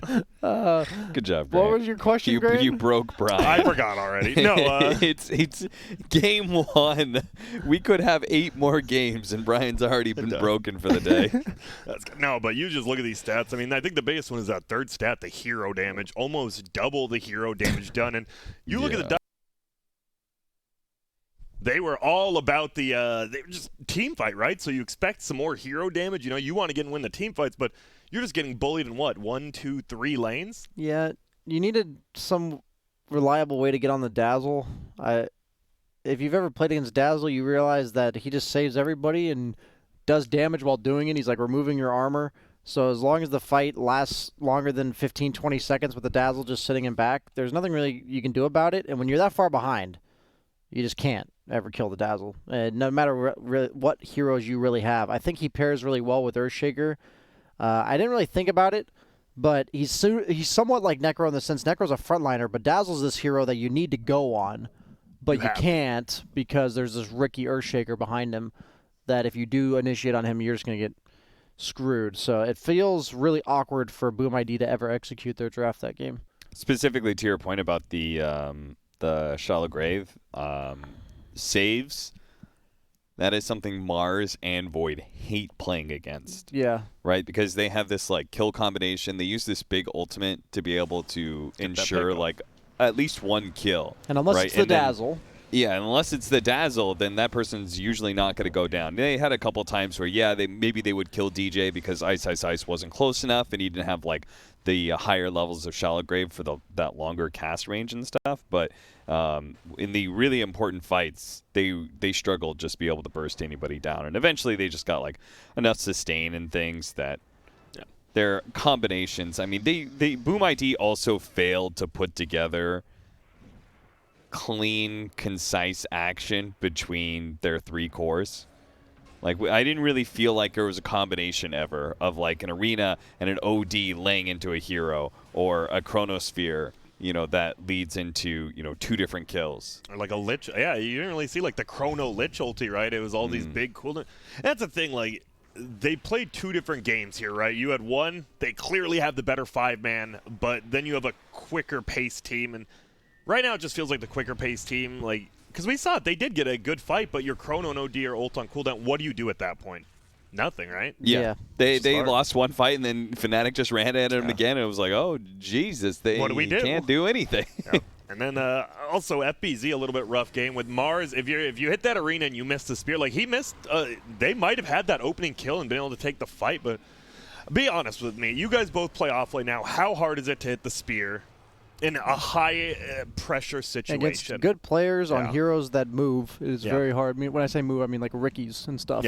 You know, he could push his 3rd spell or his 2nd spell during the time that you're casting spear, and that makes you hesitate. It does, because the minute you miss that spear, you're like, well, I'm useless for the next 10 seconds.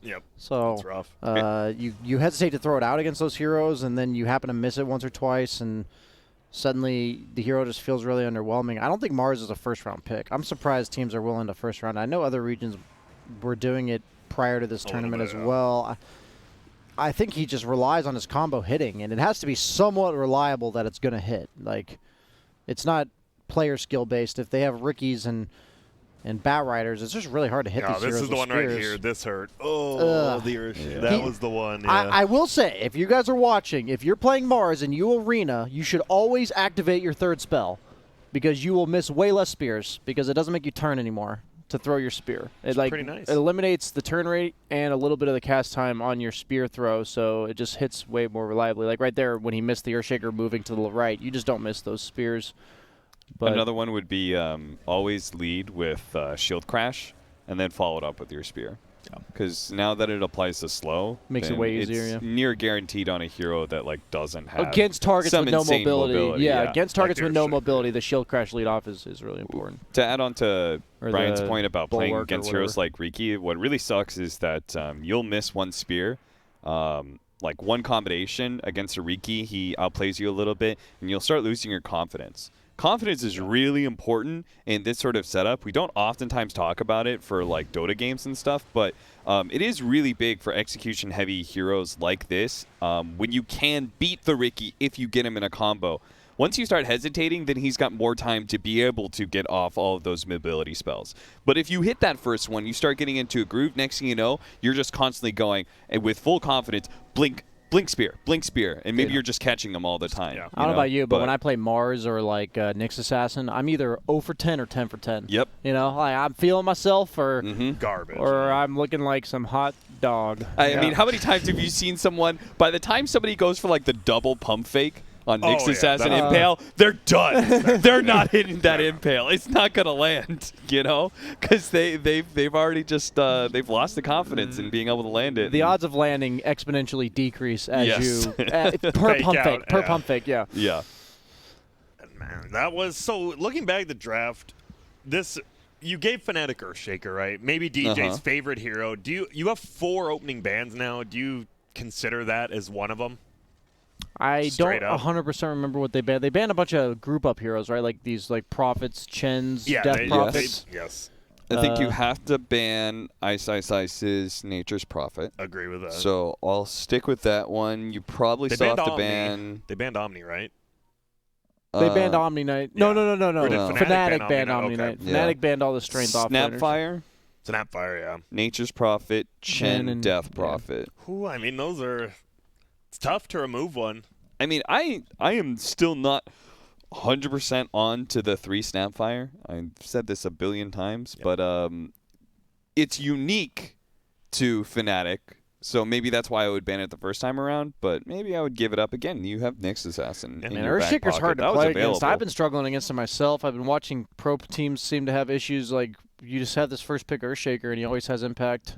Because you can't, right? He'll always block the first wave. You literally cannot stop that. Yeah, nothing you can do about it. And it's perfect for the style that DJ and Ice have. Yeah. They pretty much have like 2 different ways to play right now. You will either see Ice on a non-initiating offlaner, so these Nature's Prophets, Dazzle, these kind of heroes, in which case DJ will oftentimes play an initiator for you, so he's going to be playing Earthshaker, he's going to be playing Puck, something like that.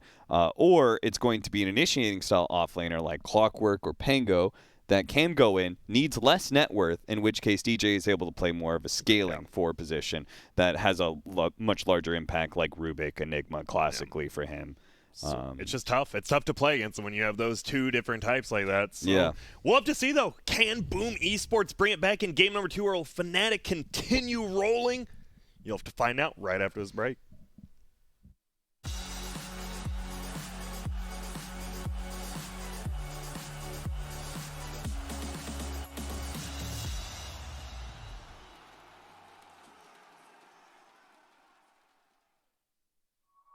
My name is Jordan Gilbert, aka Nothing. Hi, my name is Sue Lee. My handle is Smix.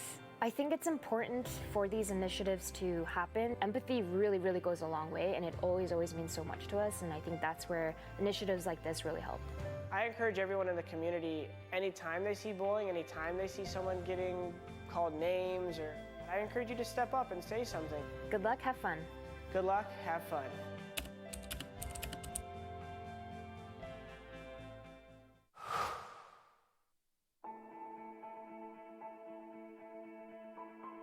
Dota is the kind of game where you kind of know you're going to win before it's even over.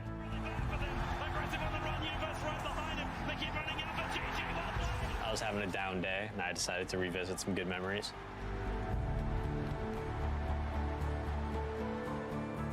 My name is Peter PPD Dagger, and these are my moments of brilliance.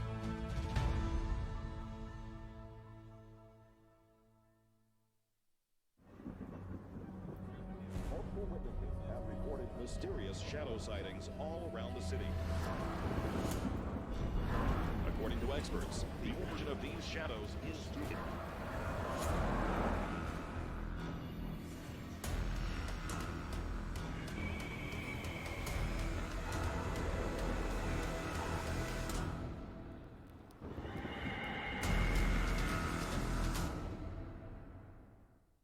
You leave it to me.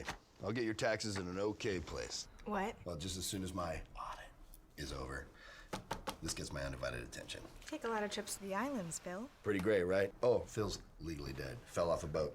Going by Dennis now. Salary. Long story.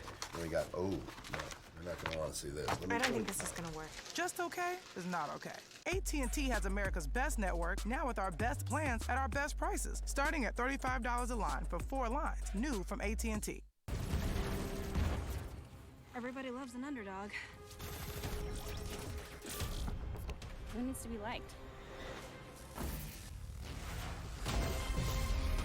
Mountain Dew Amp Game Fuel. Victory in a can.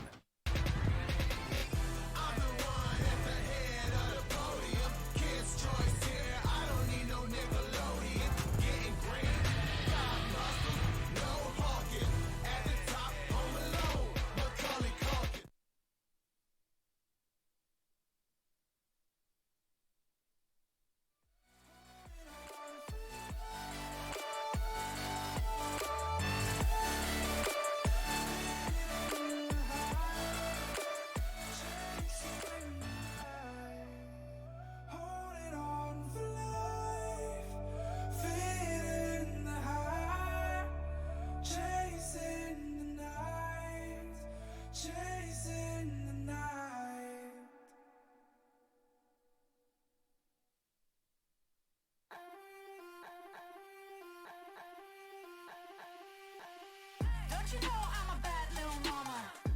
I got moves like Madonna. Don't tell me cause I move when I'm gonna. I'm not afraid to lose, I am a prima donna. Don't you see I'm a winner, I'm a queen. I cause no scene if you work with me. Don't stop me cause I fight when I wanna. I'm not afraid to lose, I am a prima donna. Step out as a motivator. Let them know that the weight's up. That's how we know when we level up. Hey, that's how we know when we level up. Level up. All we know about is level up. Are we ready not to level up? You know we fall and we get up. Level up. All we know about is level up. Are we ready not to level up? It's time, get up. Back against the wall, still I'm standing tall. Know about the ball, I got my fan with me. All we know is ball to empty out the mouth. The chosen one they call, I take my fan with me. Know about it if you tell, know you're breaking codes. What your credibility and all fall like dominoes. Can you really take a stance? All I wanna know. Need me real ones when it's time to go. Stepping in, elevator. Listen to all the haters. That's all we know when we level up. Yeah, that's all we know when we level up. Level up. All we know about is level up. Are we ready not to level up? You know we fall and we get up. Level up. All we know about is level up. Are we ready not to level up? It's time, get up. I found out I'm not alone. 'Cause I'm just like you. We are fearless when we fight and not afraid to. Level up. All we know about is level up. Are we ready not to level up? You know we fall and we get up. Level up. All we know about is level up. Are we ready not to level up? It's time, get up. I was running road so many nations. Even when it's so sweet, I end up seeing red. Is it such a ghostly revelation? I may have fucked up all my chances. And we ain't sleeping on the floor again. We never sleeping on the floor again. For the ones who didn't make it out, for the ones that didn't see the life, for the ones that never cared, never gave a thought, found no happiness in that brand new car or the house you bought. I see you talking about the love you lost, and it was gone like way before you ever thought it was. Yeah, I took my time, no quick ones, quick run, quick gas to get back there. Hot roads, I didn't think I'd come back fierce, 'cause I was running road so many nations. Even when it's so sweet, I end up seeing red. Is it such a ghostly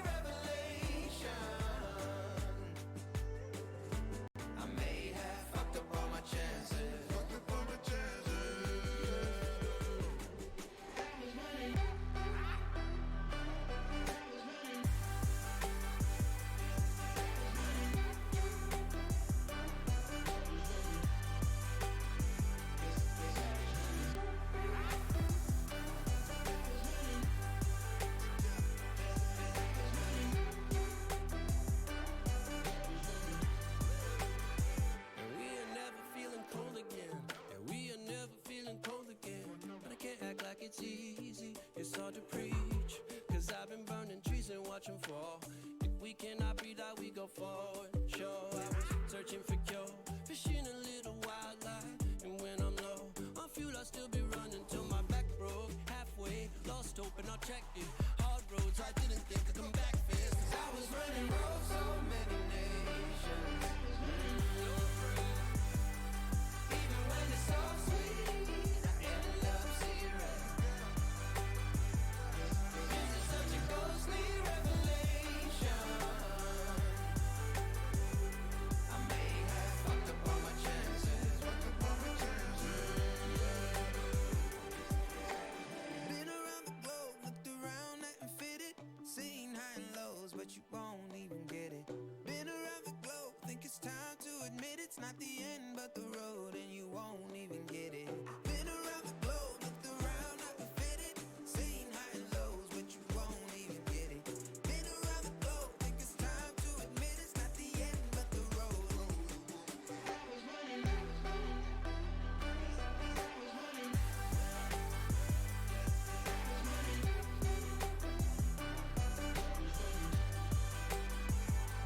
I was running roads so many nations.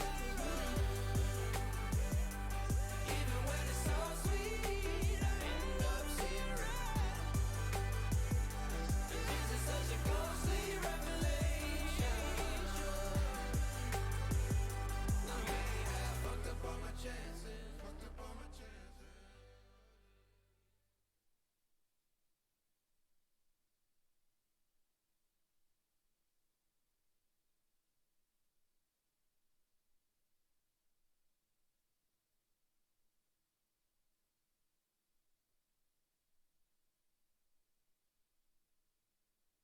ESL 1 Los Angeles is brought to you in part by Intel, Mercedes-Benz, AT&T, Mountain Dew Amp Game Fuel, and GG Bet.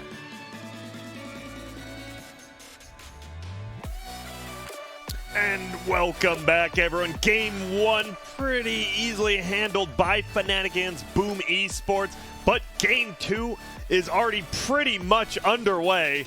And hey, whoa, wrong way. I don't know directions. Hey, yeah. So, yeah, FNATIC easily taking down game number 1. Boom Esports, can they bring it back? And luckily enough for you guys, we'll find out right now because we already have a draft underway. And yeah, Damn, Grant, you move fast. I do.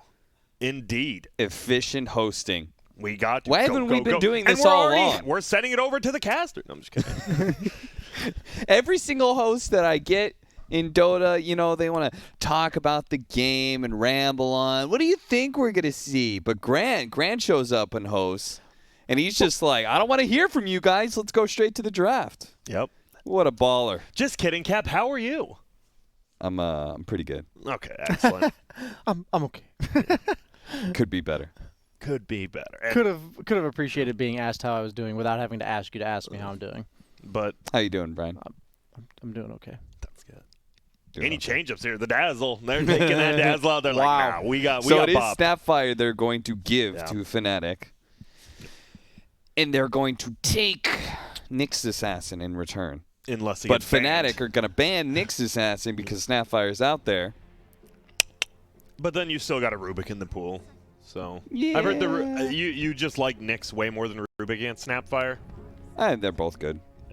They're just one's defensive, one's offensive, Yeah, right? exactly. Rubik easily steals and uses Mortimer's kisses Wow, himself. they banned Snapfire. Wow, they didn't want to give it to Boom. Ooh. Big Daddy Boom coming through. I thought this hero got worse, but I guess these teams are, at least in SEA, it's still first ban priority.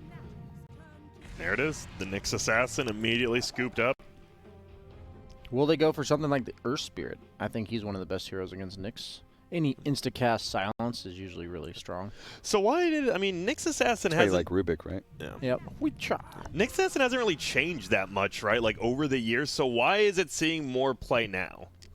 Like it still doesn't have the greatest laning phase, right? I mean, he has good base regen. I think the and pure armor, damage but... on Vendetta was a huge buff. Okay. They straight up went from physical to pure and pretty much And didn't change touch the damage. They didn't touch the damage at all. So that's just a straight you just hit 25% increase, if not much, It's- much more. Yeah, well, the way it works is that in the mid game, most carries have like 15 armor, Yeah. which gives them 40% reduction, which makes it more like a 70% amp on your damage because you're going from 60 damage to 100, which is like, well, now a hero that's meant to kill people bursts them way more effectively than he did before. So when are we seeing the Dota 1 build? When is Dagon first coming back? Dude, I missed that, man. I that was one of my favorite things to do in Party Cube back in the day was to play mid Nyx and just rush a Dagon. And 7 minutes. My favorite thing is when I look back on my old Dota days, and I did the same build every game, right? On whatever hero I was playing. Everyone did. And some games you just freaking owned, and then some games it just did nothing. And you're like, I don't understand why some games I'm owning and the other games I'm not. And nowadays I look back on myself and young son, it's okay. It's okay. It's Your okay, double buddy. purse build on every hero wasn't quite the option. No items, rush ring. What a foolish build that was back in Dota 1 days. But in Dota 2 days, that's that hot new right It there. is. Boots first as well, right? Was the biggest nuke thing Hot ever, and nuke. now it's hot. What about this Undying? What? That's what a the very hell? random pick. It for sure. is. man. No control. He is a big All right. blob, and Tombstone owns. I guess Tombstone Hear is it They've out. buffed him a lot. by the Undying way. has been buffed over and over and over again. It's gonna be He the keeps on offlane, getting right? more damage. I didn't actually think they'd pick PL. Give me the core Undying. Dude, I'm with you. I am actually with you. Let's Not go against Ice, PL. Ice, Ice. Not against PL. Why not? Not against Because you PL. don't use your Tombstone when you're core. Maybe. Do you know how much strength you steal, BSJ, with the Ags? 10. Yeah. And you hit so if you hit 4 heroes, 40. how much Quick damage math. is that? 40 damage. Exactly. And then you turn Per into decay. the golem. What? So then what happens? What about the golem? It amps you up. Yep. It's like 50, 60, 70, I think, %. 40, 50, 60. And that's so every single decay you're hitting 4 people, hopefully. and I you're think it's getting 40, 50, 60, right? I think that's what it is. It is Something now. like that. It used to be 50, 60, 70, and I think they nerfed it. Okay. I know they've been tweaking him a lot. His ult now does damage when you hit people. It amps your zombie damage, and like if you're hitting them, and it gives you extra strength from decay, or just bonus strength in general. I believe so, yeah. It's bonus strength in I general. don't think right? it's on decay, yeah. I actually was testing this, and they still haven't fixed it yet. There's a bug with Undying where when your ulti expires, say I had 40 mana or 40, strength. Yeah. Stolen. If say my ult gave me 40% of that, however much strength I got from my decay strength, that amount of health is just straight up lost. Okay. You actually just lose it when you come out of your ultimate. So if you're like really big with Ags, you'll actually just be missing 2,000 health when you come out of your ult. Well, you better hope you win that fight then. You got 30 seconds to wreck face, and then you're dead. I mean, is it more of a possibility? Honestly, I mean, it is someone like Ice, and you did first phase. Would you ever first phase a Rubik Undying? I think Phantom Lancer makes it a lot harder because while there is all that strength stuff that's really cool, I think you still want the impact of the Tombstone zombies because the zombies. You have talents. You have the talent that increases its damage, and then on number of top of hits. that, the golem doubles the damage that zombies do. So I think in ideal world, if you are to run Undying Core, You do eventually rely on the you do Tombstone. rely on your Tombstone for damage. So I think here it's just going to be a normal 5 played by Jabs. Boring. Y'all are Which haters. means we need an initiating style. Oh, they to ban Pango. Yeah, because they have Phantom Lancer. So it's a good call. That's the go-to. I think Pango's is really strong right now. Which is like why? So before, when it wasn't considered strong, it was the laning phase, right? Yeah. So what's changed? Ring of for 'em? Tarrasque. They're just is it actually? Is that? I firmly believe it's Ring of Tarrasque. I think him and Terrorblade are the two single best beneficiaries of Ring of Tarrasque. I mean, he's one of the few agility offlaners as well. And I think agility heroes in general are making better use of regen, all these regen buffs. True. So you're higher armor, you take less damage per hit, your regen is more effective there. Pango used to kind of just he would use Swash, and then for the next 15 seconds, you just hit him. And he can't do it. And then he can't do anything about it. But now he gets health regen and sustains, and then... And it's a very fine line because as soon as Pango feels okay with you hitting him, then he hits back. And in which case, you're just going to take a lot You less end up damage. never winning the because- trade, yeah. Yeah, then you get disarmed. Well, instead of him running away and taking 4 hits, now he's man-fighting you and only taking 2. Yeah.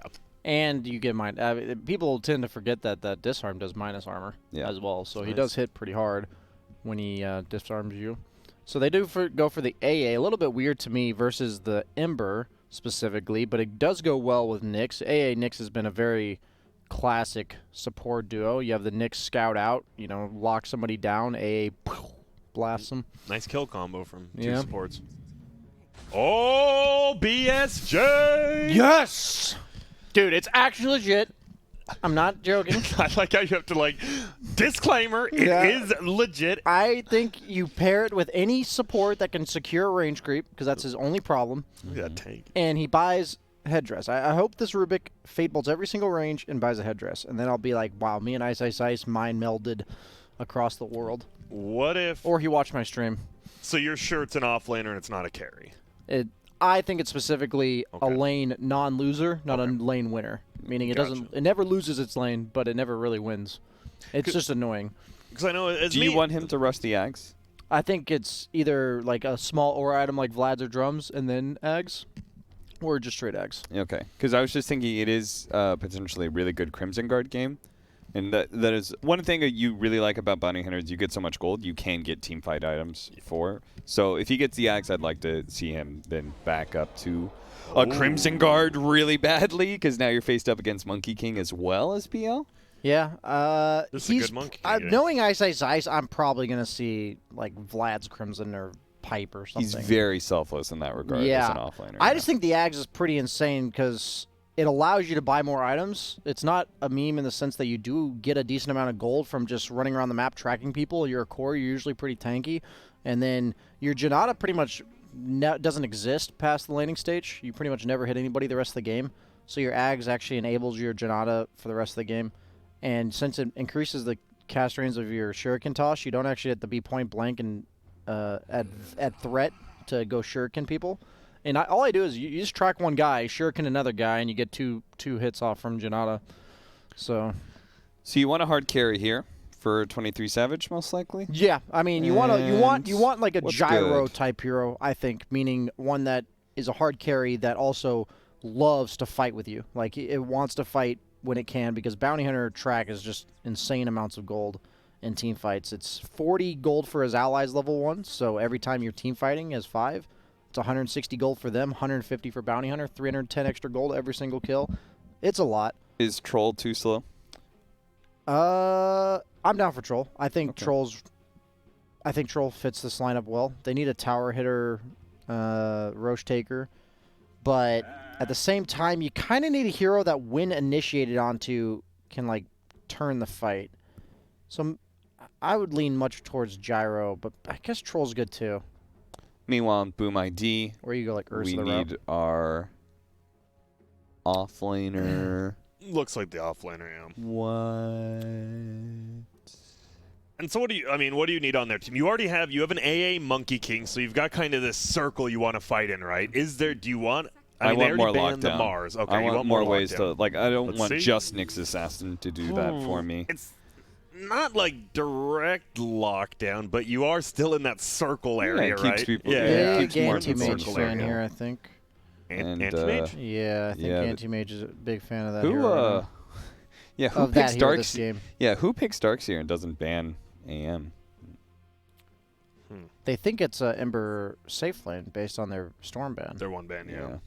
So they're thinking we pick this Monkey King to hard counter Ember mid. He They goes would be sideline. stupid to put him mid. That's quite reasonable, I guess. That is logical. They go Lifestealer. And you guys really wanted AM. Why'd you want AM? I just think it's really good against PL Darkseer, not like for any other reason. Gotcha. But there's probably 10 It is. I'm dying. Please get the axe. Dude, I will I'm love actually you forever. slightly annoyed now. I'm hype. I'm slightly annoyed.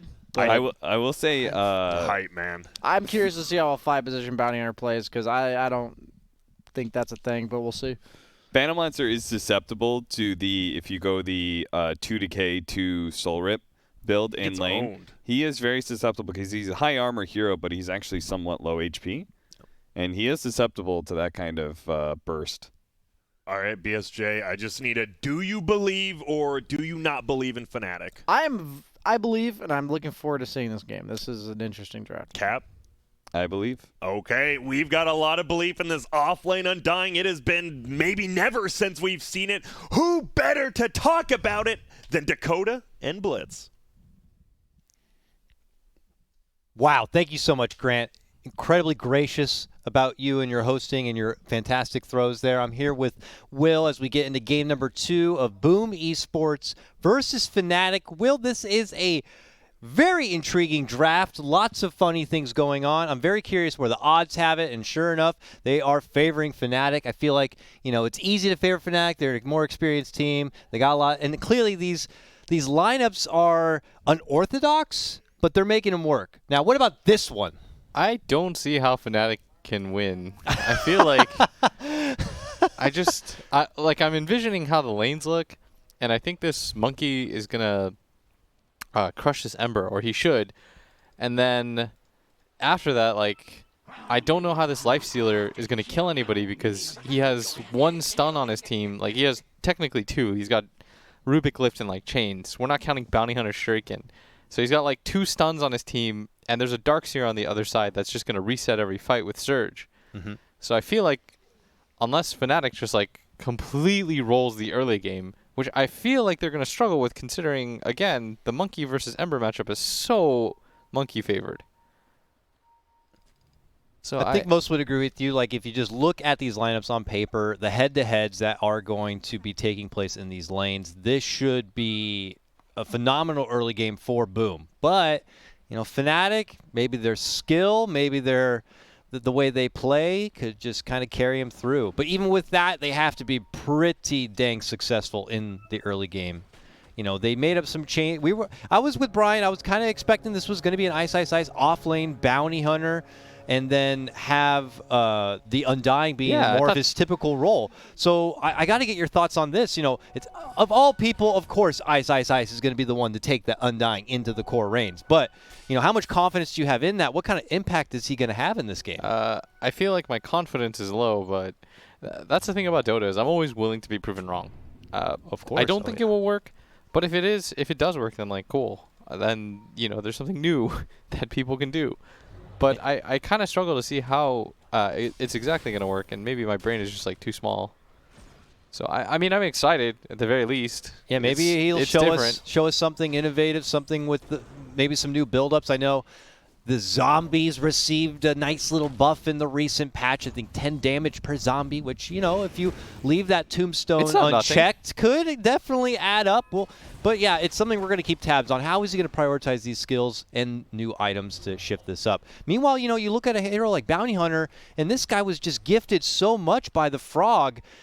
I was looking at some of the changes, of course, leading up to the big ones in 7.25, and I feel like Ice Frog's sitting in a room I really love Bounty Hunter. Why is nobody playing with Shuriken Toss? Yeah. And he's like, you know what? Cooldown's lower. Not enough? Damage is higher. Not enough? Here's some great talents. And now it's at the point, here's the Ags. Yeah. And, BSJ said some wonderful things that I didn't even consider. Janata typically becomes such a dead ability in the later game, but now you can hit it to so many people. Bounty Hunter used to be one who hated people who 5-man and group together. Now he'll love it. It just totally changes the hero quite a bit, and I would imagine that Ags has to be one of the priority pickups early on. Oh, I love your enthusiasm. I really do. For Bounty Hunter of all heroes. I think the hero's really good. I think it's steadily gone buffs enough that maybe, for example, I think our team has tried it, and it hasn't gone the best, but maybe we're just not running it right. And that's the really cool thing about Dota is everything can work, and you never know what's broken until somebody smart figures out a way. I love it. And plus Dota, an international game, we get to see these type of ideas come from all over the world. Yeah. How many games could do that? Some random guy in a pub. Southeast Asia or Russia is gonna figure this out and say this is straight up broken, and then eventually it'll go up the ladder high enough that all the high rank players will start doing it. And those are my favorite things in Dota. When you hear stuff like, oh, is that the Logan of Baden? And I'm like, who the hell's Logan? And they're like, oh, it's this guy from the pub scene. He does this shit all the time. Logan buffed at Grace. Yeah, it's David M. Kim Omni Knight. Yeah, I love those things. It's like the guy who has that shtick in the pub, and then it just comes around and it works out, and then it's adopted into the pro scene, and then they even get that little bit of a nod of credit. I think it's just such a wonderful thing. And here, Jabs doing that early bit of harassment. Very intrigued to see how he makes it work in that 5 position. You know, I don't know if an Ags is going to be in the immediate future, but something he can certainly apply at any stage of the game if it does come into his laps. But this is not fun. Mid lane, yeah, it's as expected. A rough time. It is such a one-sided matchup. 15 and 10. 10 denies. Now 11. My God. Every time he's got stacks up, he's also going to use this to heal away. Like the last stack, he'll always Boundless Strike, so he gets the max HP. And they can't do anything about top. Like, it's a bounty hunter lifestealer. Like, they're not going to stop this from happening. So you're going to get this Darkseer that is going to get pretty fat. He's got top of the CS chart. Monkey King is going to get really fat. And then I have to imagine PL wins. He's not doing amazingly, surprisingly enough. Undying's actually doing quite well. But I have no idea. I can't even tell you what like my expert opinion on like the PL versus offlane Undying matchup is supposed to look like. So I won't even try to pretend as if we'll have to just see how it works out for itself. And this is just a small sample size, obviously. And we'll see how things unfold. But I sort of feel like this Undying's going to run out of mana at some point, and then PL's just going to free farm. But okay, that would be my guess. Makoto feeling confident here, or getting the chase about with Moon, who's gone a bit deep into enemy territory here. He's getting smacked on the back end. And look at Hyde. Oh, Hyde is so giddy. I got a haste rune, boss. Here I come. Slaps down the stun, and Hyde's going to take that first blood. Yeah, he came all the way from that top rune area to make the trek, and now Ice Ice Ice is going to die. Oh, and again, I can't stress this enough. I think FNATIC is a very good team, probably a little bit higher skilled when it comes to like my ranking board than Boom. So maybe they're just so good that it can work, but as of now, they are proving my initial suspicions, Dakota, about whether or not it could to be correct. How far can you go with these types of drafts and these, you know, and be able to really execute and make them work? Yeah, they're going to be tested. They're going to be certainly tested. I will say, I think, I don't even know if it's a good Ember game, because I think that it's pretty decent against PL, but if PL gets hard, then he doesn't really care that much. And it's not amazing against Nyx, because Nyx can just pop his Carapace next to your Flame Guard, and you always have an instant initiation as a result versus that hero. So I'll say what seems to be hard to say about FNATIC. They got nothing good, it looks like, going for them. On paper, at least. It's like, well, who's going to have a potentially good matchup in a good time? It feels like it really falls back on just outplaying. Yeah, I think they can still outplay. They have some measure of, like, stuns, and I think Ember Spirit could go off, and that's who they need to go absolutely crazy in this game. Because if you're looking at the laning phase, at least, all 3 lanes are going pretty well for them, I'd say.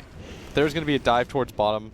Jabs has made his way down here too, and Dream's getting pretty low, but he does nail the tombstone first, and there's going to be even more TP support here as the Nyx comes in too. Oh, nice stun. And look at Dream. He turns the corner. Jabs says, I certainly did not commit this hard to get nothing.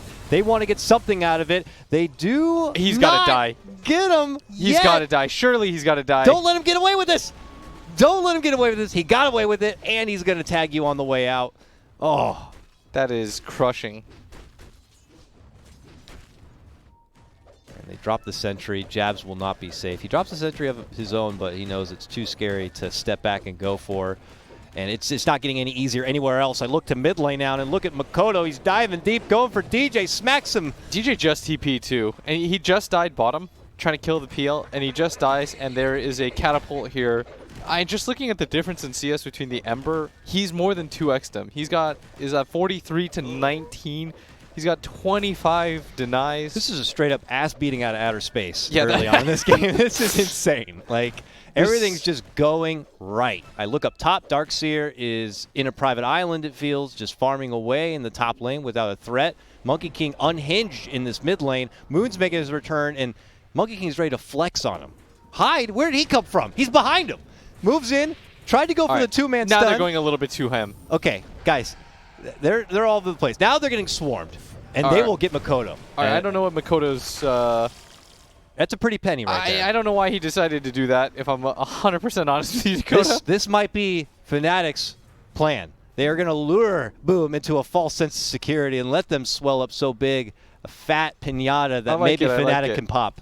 So they intentionally fed the streaks, and they're like, don't worry, it all comes back around in the end. Yes. It'll rebound back to us. They'll take advantage of that new algorithm or whatever about the streak goal. Yeah, it's pretty significant still, right? So what you do is you give the monkey like 9 kills, on purpose, of course, and then 3 fights later, you're golden. Yep, and you have track. Hopefully at that point, you'll really swell up. But he's dusted up. You're not going to get track if you can't get the 6. 2-man stun, nicely done there by Hyde, but there's no like kill burst here, so it's going to be drawn out a bit. He's getting really low. But okay, yeah. And he just walks in, nowhere dies to to go. the ion shell. Makoto would have been right there as well. There was nowhere he could go. And they're going to just swarm around 23 Savage. They know he doesn't have TP. Someone else does. They're pretty sure he doesn't have TP, but Makoto's got to be careful. All right, this time they know they can't get too greedy. He's going a little bit too far for this, as Hyde... Man, FNATIC just swarm in. They can call for backup like nobody else, it seems. They just suddenly show up for their man and get the job done. There they take down FBZ.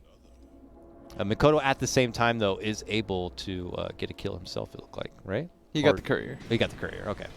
And he's, in fact, going to leap onto 23 Savage, who doesn't actually rage the stun, and he's probably going to die for this. He is dead for that. Oh, boy. No opportunity to get anything off there. Definitely could have used the rage there. Would have had no mana, but, I mean, it's better than getting stunned in that position. And the sole person who's laning phase 1 well, 23 Savage, does die.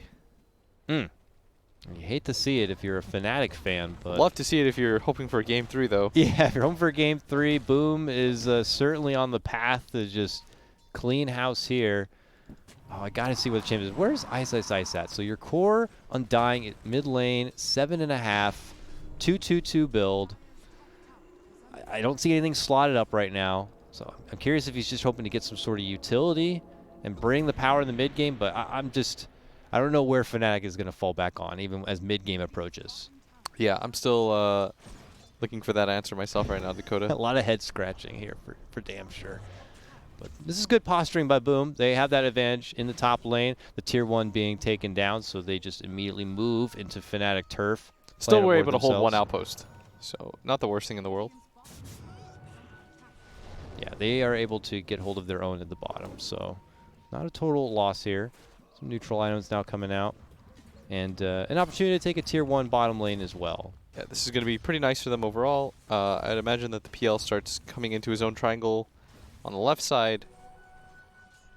And interesting enough, like, Makoto's actually just playing this kind of like roaming Monkey King. It's like, I'm just so swole, I'm going to go take down anybody who's willing to show an inch. And right there, Rubik DJ sticks his so toe out dead. and just gets pounced on immediately. Ice shows up now, and he's like, I'm a core Undying. I'll show I you think what he's I'm all going to get about." this kill. Wow. Okay. Whoa. That guy just showed up and showed him who's the big boy on the block. Damn. That was a big kill for Ice. I actually didn't think he was going to kill him like that. That was very fast. I mean, Monkey King can hit hard, but...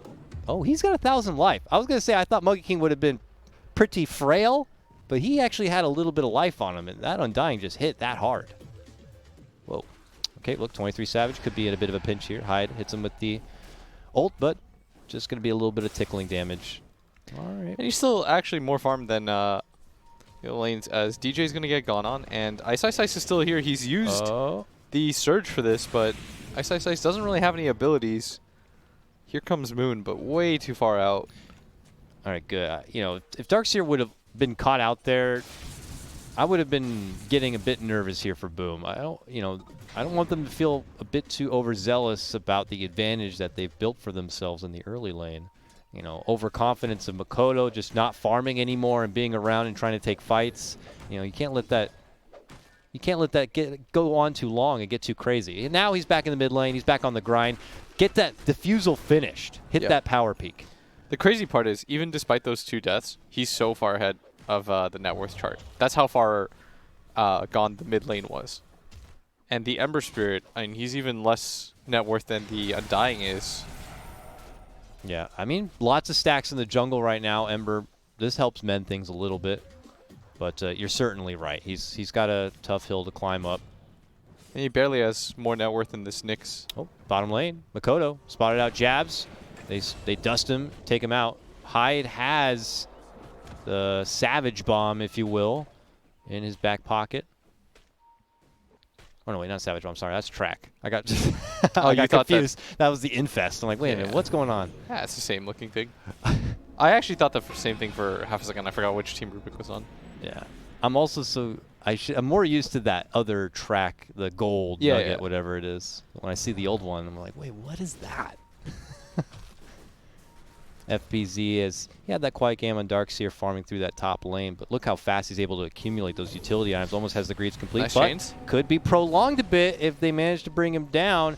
TP's coming, though. They have that outpost control, so that means Makoto could step right into action. Rubik is pushed all the way back, and now 23 Savage looks to get into play. While Makoto is able to ult out and get that finish on the Ice, the rest of FNATIC on the other side of that wall, now fighting back to the low ground and can't really commit into the fight. That's an additional apart. 200 gold. Can they get Hyde? Oh! Stuns right there. They do His manage tree. to take down the tree of the Monkey King. Dead. He's stunned out, and they blast him down. This is FNATIC's chance to gobble up the money that's there, and they're going to take That's more. Track gold. Makoto is insane. I'm not sure why he decided to do that. Whenever he gets kills, he just immediately dies right after for it. And he's got to be careful because he's so far ahead that every single one of these deaths is so impactful. Like, I'm not sure why he feels the need to continue to go for those dives. I mean, I think I mentioned it yesterday, and I could be incorrect. I want to say he is the 10K MMR player, too. Oh, is he? The mid laner for Boom. I want to say, when I was watching some of their old games, that it was mentioned he's the 10K player. But the leaderboard doesn't show 10K player. I don't know how you look up the current 10K players.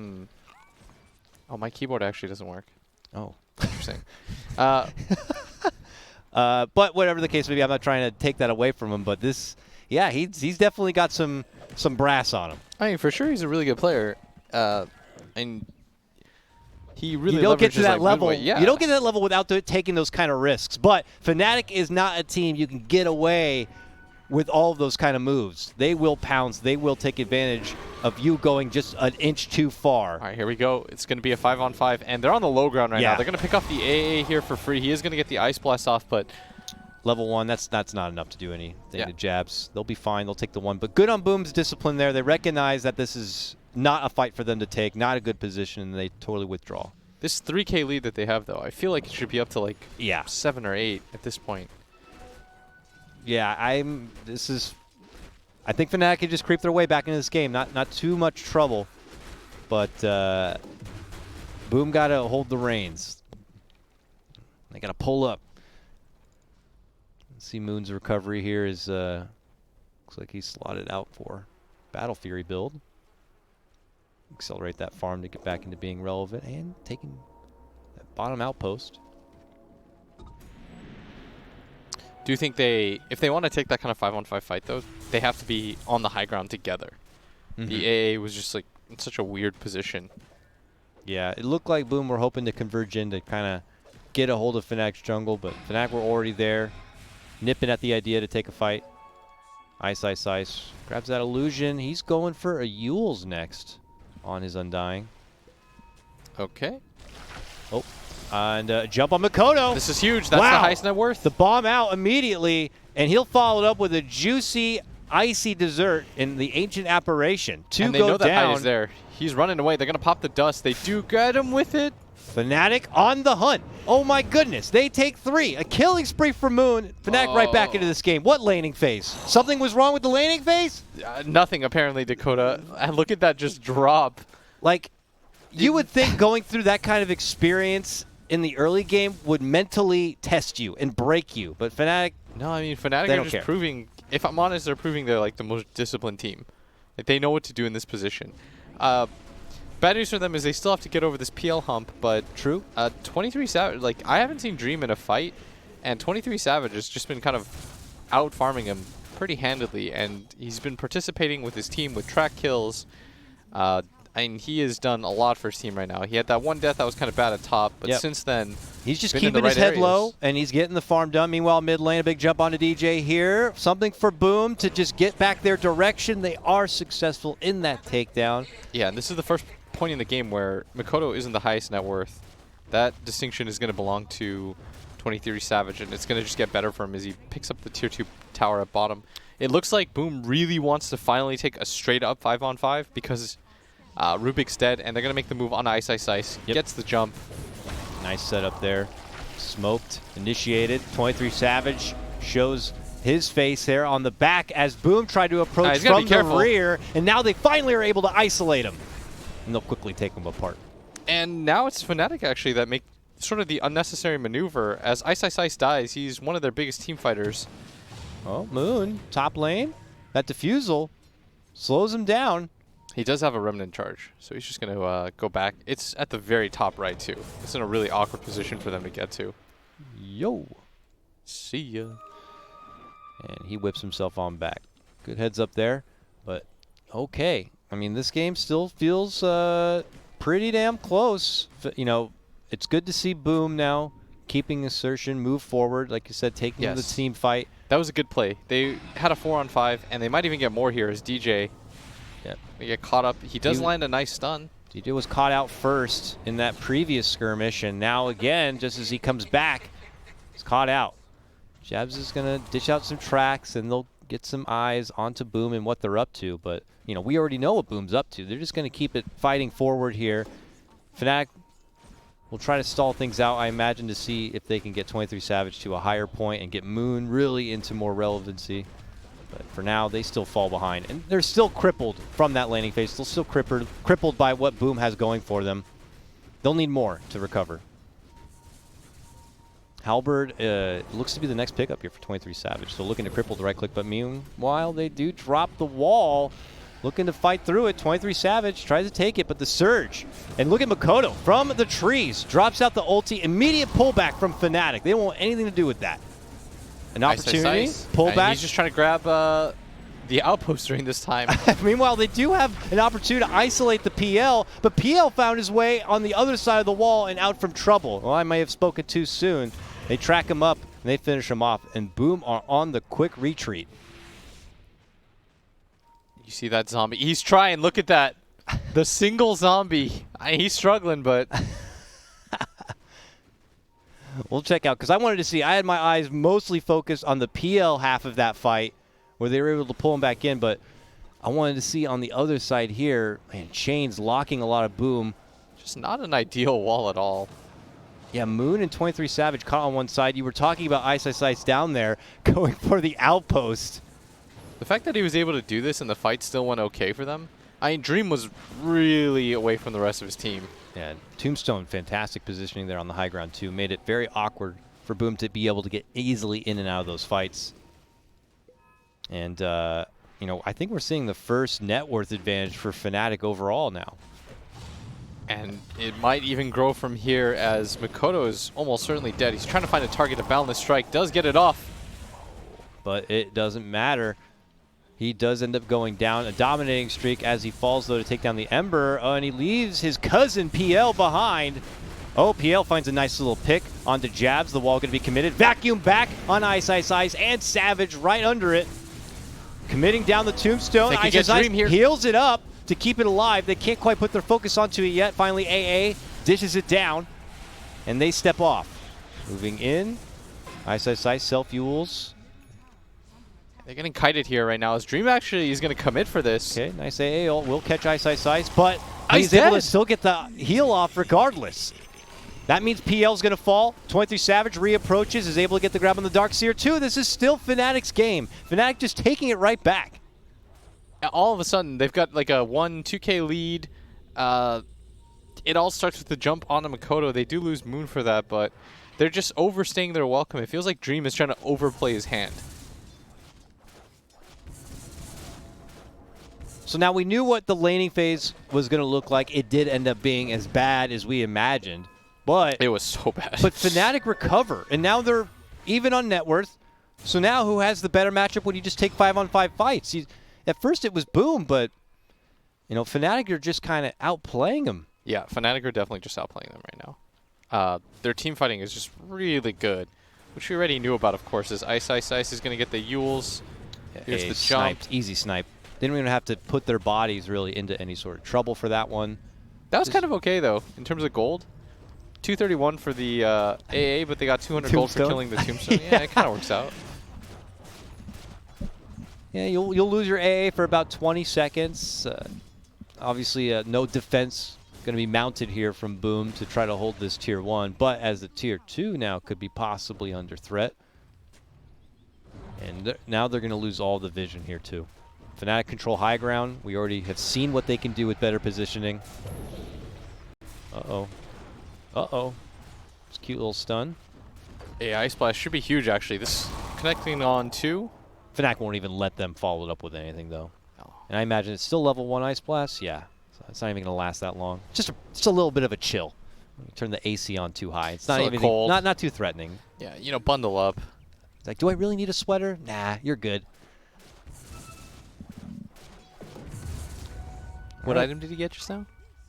On PL? Or Grove Bow. Oh, okay. Oh, who is that going to go on here? Oh, hold on. I hear 23 Savage. He's got a hold of a beetle.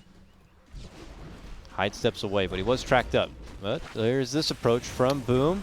Pull back, but Savage jumps right into Jabs. Jabs now under a little bit of pressure. I say that, but 23 Savage has no mana. He's got to be careful here. Boom just hesitant, though. Obviously feeling a bit of mental damage, if you will, from losing the past couple of fights. It's making them a bit hesitant on their commitments now. I can't really fault them for it. I would definitely be hesitant if I lost like 4 fights in a row in the fashion that they have. Ice is going for the Agnums now. He's looking to really get the gains going. Dude, Ags is so good in this game. I should note that. It's really nice because you're playing against a bunch of like int heroes that don't have a lot of HP to begin with. He gets like 2 decays off. That PL and that Monkey King are just going to be paper. Yeah, they're already skinny nerds is what you mean. Just a bunch of skinny little nerds. Can't do a push-up. They can't do a push-up, and Ice is going to come squatting through and hit him with some dumbbells. Man. Is that, have you ever seen There Will Be Blood? It's like, I drink your milkshake? No, I have not. Oh. I've heard a lot of good things about that movie, though. Definitely have to check it. I have time now. A lot of us do. Yeah, Daniel Day-Lewis, man. He's a beast. Oh, that's a... Oh, high ground. 2 for special really nice. right now with the wall drop on top of it. Let's go, Boom. And see what they can get out of it. They drop the ult. They drop all the AoE they can. And FNATIC set to crumble to go down. Ice next. Go Roche after. And that nerd with the big pointy head just got all the bullies onto the high ground. Beautiful stuff. Damn, that was sick. FBZ was waiting for this moment. All right, well, they go right into the Roche pit. I feel like Roche should be pretty easy for them. I don't know if anybody can buy back or anything like that. And you can see that Jabs. I mean, he's trying to pick people off, but he's going to get dusted, and this should be a freebie too. And that's going to be 4 heroes and a Roche potentially. Moon is trying his best. Trapped behind the tree. It's been spotted, but has that remnant of to get out. Oh, boy. That was sick by FBZ. That was the biggest thing Boom has for him since the laning phase. Yes. Getting them onto the high ground. We're going to see that once again. Got to see it once again. Look at just... This is like an Ice kind of classic, too, but they just get pulled right into trouble. And makes it so easy for everyone else to just lay a double wall on top of that. Oh, no, that was a stolen wall. But still, the AoE, the team fight significance there. But look who's already back into the action now. FNATIC say, yeah, I don't care you took the Roche. I don't care you got that extra life. And this Darkseid is really tanky. They should fight around him. Ice Blast there, and they finish off Moon. I don't know what team is going to win this game at this point, Dakota. It just goes back and forth every single time. Every single time that I think that FNATIC has wrapped up the game, Boom all of a sudden comes in and makes a sick play. Then Boom throws it back a little bit, and FNATIC catches the ball. They're just playing a nice old-fashioned game of catch. Right now, Boom is holding the ball. Nice surge save there onto Hyde. This is what I thought that. Oh, this surge. Got DJ popping all about. The chase still is on, though, as Makoto catches Ice from behind. Ice. Eats the Ice Blast, and his life is over. This is what I envisioned the game looking like anyways, Dakota, was FNATIC just not being able to really nab anybody. The Darkseer Surge just being a little bit too effective. FNATIC do nab up little AA there on the bottom lane, but the real damage being done on the mid lane here by Boom as they secure that tier 2. And now FNATIC really have to kind of turn it up a notch and get back to out-executing Boom if they want to claw themselves back into this one. Because like you said, this is a position that Boom really should have set themselves up for based on the huge early game advantage. You know, it took a high play, or a high skill play rather, to kind of make it happen, but they're back into that position, that power position. Yeah. And that was like through the power of, they're just having superior team fights right now. So it's not like they're not doing the right things either. It's just kind of disappointing because I feel like they could have just wrapped this game up like 5 minutes ago or been in an even bigger advantageous position. But instead, it's a little bit of a slugfest as both teams are just kind of, you know, going at it. Which we all love. I mean, don't get me wrong, incredibly entertaining game already. 5-on-5 fights are always going to look a little bit awkward here. Yeah, right in the middle of the river. You got high ground, low ground all over the place. Makoto shoving DJ back. Hyde is going to be the first to fall. They both drop. Turning back, a couple swipes onto Moon, but he obviously just dashes right out from trouble. And whoa, Jabs. Found Jabs, the secret agent from behind, trying to get all the intel. And they'll just gobble him up as an extra piece of money. Double kill for Makoto. He's got 2,600 gold. And that Orb of Destruction, too. Oh, they were a quarter second late. They almost killed Moon right there.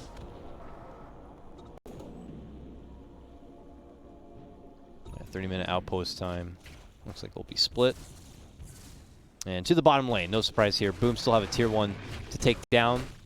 And something they just got to keep pressing forward. Keep getting the objectives. Use this advantage and then try to force FNATIC to have very little options in the late game by just taking away all their farm potential. You know, in last game, FNATIC were just dominating. You know, how early did FNATIC have Boom corralled inside their base? It felt like at 15 minutes almost. Yeah. You know, in this game, Boom have an even more seismic advantage in the early game, but they have much more trouble trying to keep FNATIC together and inside their own base. FNATIC are so fast to know where they have to get out and get things done mid lane. Oh, I witnessed the whole thing, and it was hard to watch. Boom just blown the hell up. And Boom just taking no mercy as they cross country through these lanes. I have to imagine that, again, this game is still going to be really difficult for FNATIC to win. I think that Boom is doing all the right things now. FNATIC understands that they can't 5-on-5 straight up anymore. And so what they're looking for is pushing out the lanes, trying to see if they can get these like mini pickoffs and being really aggressive in these lanes. But Boom is thinking, okay, just 5-man together, and that's the right thing to do. Just work together, make pickoffs happen. They're starting to realize, I think, how strong they really are when they're just playing together. See if they can close this one out. Swift takedown of Jabs. He does have a buyback. He does use it. It looks like DJ could be next. The wall's going to be committed. Split down the middle. Oh my goodness. That's also going to be 23 Savage, and he has no buyback, Will. My bad. My bad. All right, I think they're pinging for Throne right now. I know they know that there's no buyback, right? And instead they're going to go for the safer play, which I'm okay with. But this game, again, FNATIC, they did a really good job, Dakota, of making it look closer than it should have been. Yeah. But if I'm honest, like post-draft, there should have been no doubt. Yeah. It would have been criminal for FNATIC to get away with such a lineup. I think so too. And playing it in the way they did, you know, it had been maybe an Ice off-lane bounty hunter. They shifted the Undying to support. You know, things could have ended up the same, but, you know, now we'll never know. And with the position FNATIC have drafted themselves into, it looks like they will ultimately reap the consequences that have been expected or foretold by you, they're going to have to fight experts. 4-on-5 because they don't have this lifestealer, but they can't afford to give up megas. I think if you get megas, the game is almost guaranteed over. Ice not able to finish that Agnums as he's getting big decays now, but it's not going to lead him to being any sort of raid boss. Drops down the tombstone. They're getting kind of low. It's a lot of damage. Maybe they'll take the Nyx. They're popping out the heal. It's not significant. Oh, immediate stun on the Moon as he tries to jump into action. and he is sent right back to the base.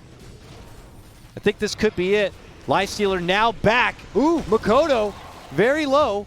All right, they're going to hold. And he's out. He did not have an Aegis. He did not have an extra life. And that's enough to force Boom to pull off. FNATIC will be down, but not out. But, you know, that is a lot of money now for Boom.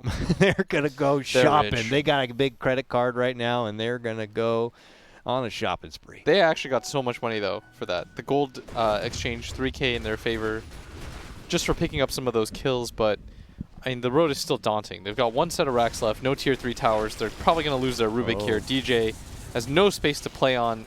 The Phantom Lancer does not care. He's going to continue to chase right now. The Rage is out too. There's no defensive abilities. Ice has now come in. Yeah, this might be it. Savage on the pushback here. FNATIC trying to take a fight outside of the base in hopes of catching Boom when they don't expect it, but Boom are just so swole by this point. It don't matter. They'll bring it. 23 Savage now going to be forced to run. Can they take him out? Can they end this game before he makes it back inside the base? Moon trying to stop him in their tracks. They ultimately will force 23 Savage to turn and fight, but he has no more mana to work with. He does have allies nearby who can escort him back out to safety, and it will grant them at least one more opportunity to take a defense. And keep in mind, this is all without Makoto, who's one of their best ways of dealing with the Lifestealer, because he has Deso plus he has Orbo Destruction. Not quite there yet. Has a BKB. A lot of gold saved up too if he wants to use it. But it's he's still back 3v5 now. He's TPing to the outpost that they just claimed, but the fight's already on. FNATIC know that this is one of the few opportunities that they're not going to be full in as 5, but they're not getting anything from it. Nice 2-man stun going to be there from the Knicks, and I think Makoto will show up just in time to serve the white flag here for FNATIC. Moon. He just lost a quarter of his HP through the Boundless Strike. Boom. And All GG right. is called. I'm glad that FNATIC decided to take that chance, but it just felt like they got completely counterpicked. Yeah, the draft as it was did not bode well for them, and then they also kind of had, they assigned their roles interestingly, but I'm interested to see where FNATIC are going to take this into Game 3 because... Probably not that. Like, the last game was the right kind of crazy. This game was just... too crazy. Yeah, you went one step too far. Yeah. One step too far. Yeah, don't underestimate Boom that much, all right? Yeah. They can definitely bring it to you if you give them the opportunity. So fantastic stuff. I'm eager to see the thoughts from the panel, so without further ado, let's send it back over to Grant and the gang. And welcome back. A 1-1 now. Boom. Esports, they take it, and they take a game against FNATIC. Obviously, a little bit of strange picks from FNATIC, but Boom played good for definitely the first, 10, 15 minutes, and then, if you win by crazy, you keep going crazy, and Makoto, he was crazy all game. Yeah, he definitely never let off the crazy pedal button gas thing that made him dive like crazy. Tier 2s all day. Yeah, somebody was pointing out over there, I don't know who it was, I don't remember, but he had 3 deaths, and he was still #1 net worth. Was it Blitz during the cast? I think Cap. Or was it Cap? Blitz. It was somebody. I was like, okay, you're right. This guy's dove tier 2s like crazy. No, it was Gods. Gods. Okay. It was somebody Some here. guy who analyzed And I'm like, somebody. that's a really good Somebody. point that he's somehow still the top net worth despite everything. Yes, dove mid-tier 2 and then top tier 2 twice, back-to-back. Died all 3 times. But you have a core Undying. And you have a 5 bounty hunter. And Grant, you're something of an Undying aficionado, I'm learning. You're a big Undying fan. You really wanted to see core Undying. You were calling for the Aghanim Scepter even. I think Vlad's Ags, honestly, is completely okay. And what did he end up going, Cap? I believe he ended up going... Yeah. Not much. He also went the talent, the level 15 talent, even though the game was pretty much over by this point in time. But he went the level 15 talent, the zombie damage, over the 50-second decay duration. That's a long time. And you know what the thing That's is? a long time. I posed as Ice during TI2, and I would have never have done that. I am ashamed of myself for that one. Where's my Aghanims? No, but I posted as and that was That one did. Obviously, it was very good play by Boom, but do you think that is FNATIC experimenting with the draft? Yeah, maybe a bit too much. A bit too much. Like, are you fine with... what about, I guess, let's just go back to the 5 Bounty Hunter, BSJ, because you were calling for Bounty Hunter. Obviously, you wanted in a core role. I think they were, like, going to potentially put a core, and then they're like, Undying doesn't sound that great off lane, like, safe lane versus Nyx Darkseer, so let's put Bounty Hunter here to harass him a little bit. And I think this game could have looked way different if that initial dive bottom worked better, but when a hero like Undying with no farm potential has this disastrous play where like three of his team dies trying to kill the enemy carry, I don't really think there's any coming back from that. At the end of the day, I put this game entirely onto Ice because it was obviously his idea to core Undying. He does some whack-ass shit in pubs. I watch his pubs. I like following him as an offlaner. The last really weird thing he did that he brought into competitive play was the core Wyvern that showed up for a small period of time back when he was going like I think that has some potential. Mask of Madness and such. Oh, I don't know about the Mask of Madness core Wyvern, but they I think all of this stuff has some potential. Yeah. The thing about Mask of Madness, or the thing smart about Wyvern guy. though, is He's a smart guy. Wyvern can farm and has a stun. Yes.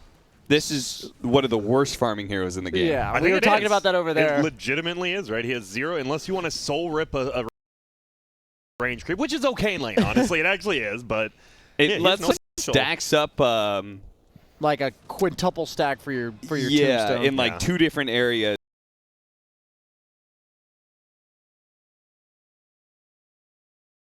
Where you can drop a tombstone and claim all of that. Then you're gonna have a really hard time getting farm unless you get a in lane and pressure the Phantom Lancer. But we've been talking a lot about this patch and how regen is really efficient right now. They have all these items. This Phantom Lancer just picks up, he picks up some regen items and he grabs like 2 Wraith Bands, and that is going to be enough stats that he's able to shrug off the decays. Yep, and here we see this was a good one. Moon trades for Makoto here, just trade some kills, but you got the track. And so are we, I just feel we're not going to see Bounty or Undying next game. Either. Or. Certainly not 5 Bounty Hunter, BSJ? Yeah, I mean, I was not advocating for Bounty Hunter to be a support. Yeah, you say he has to be, because he's kind of a passive support, but he's a greedy, right? You want to get more. The hero doesn't want to roam as a 4 because you want to be, the way to play him early is to efficiently use his Janata to steal. You can steal reasonable amounts of gold by just hitting people off cooldown. So I don't think you can be a roaming 4. I don't think you're a 5 because you just, as a carry, I don't want you as my 5. And then that leaves him as an offlaner. That's how I view him, but we'll see. The experiment failed going to game 3.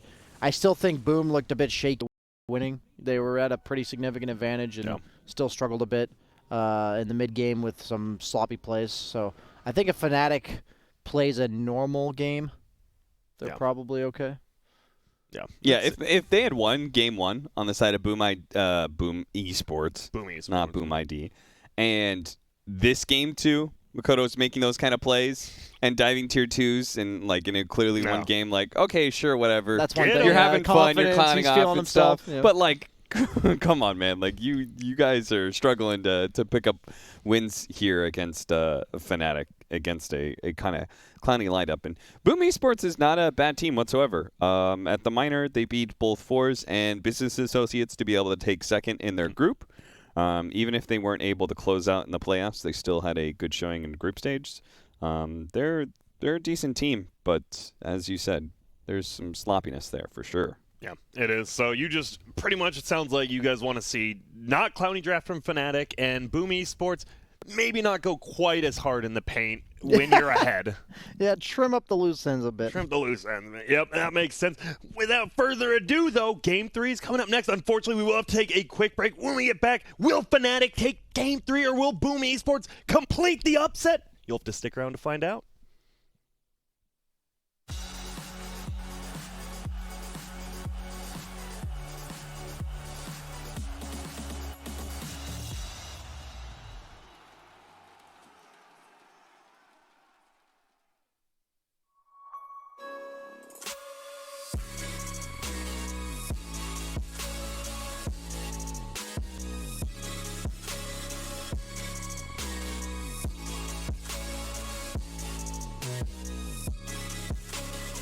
love it, you wear it. What's your style? Get your merch at shop.eslgaming.com.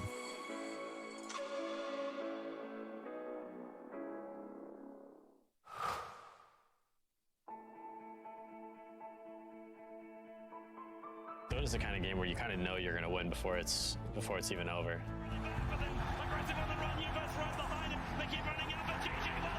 I was having a down day, and I decided to revisit some good memories. My name is Peter PPD Dager, and these are my moments of brilliance.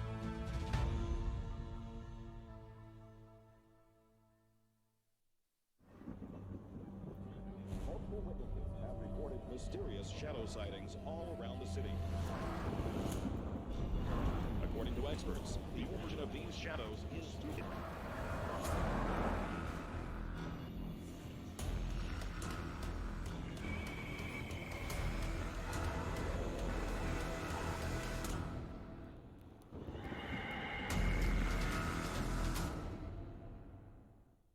You leave it to me. I'll get your taxes in an okay place. What? Well, just as soon as my audit is over.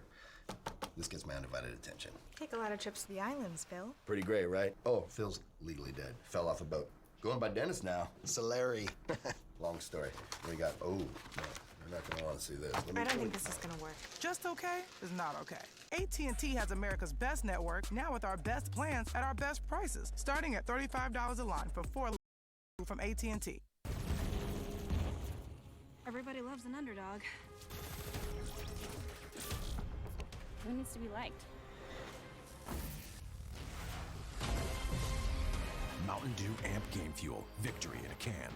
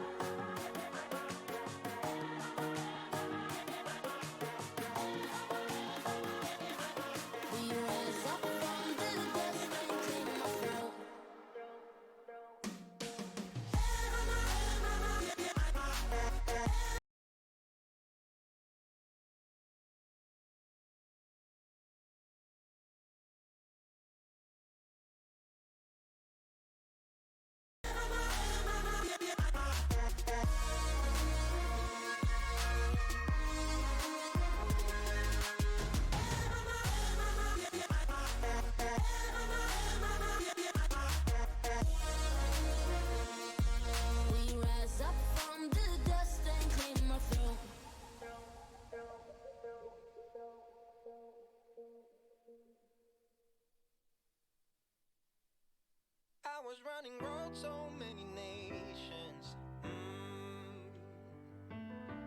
When it's so sweet, I end up seeing red.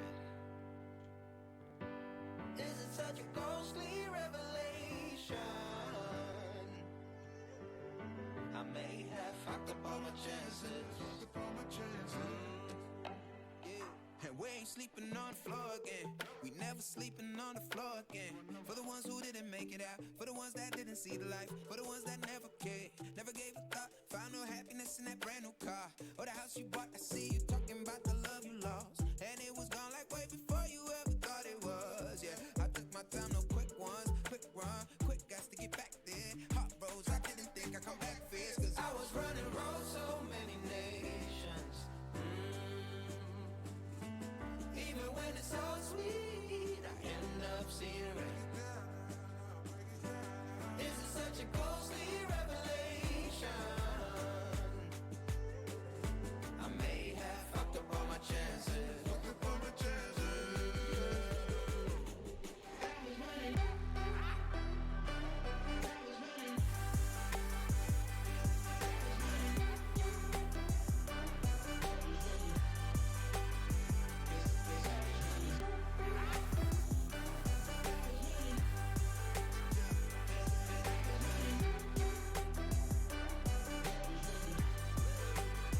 And we are never feeling cold again. And we are never feeling cold again. But I can't act like it's easy. It's hard to preach. Cause I've been burning trees and watching fall. If we cannot be that, we go forward. Sure, I was searching for cure. Fishing a little wildlife.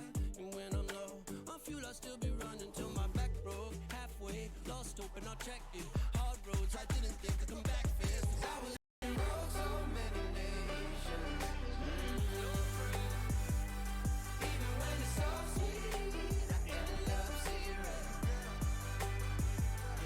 Is it such a ghostly revelation? I may have fucked up all my chances.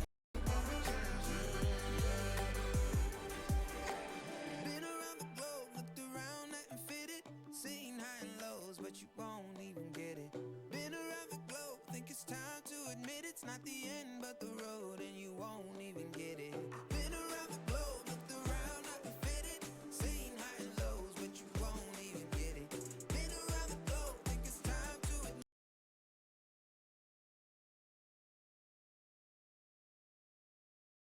it's not the end, but the road.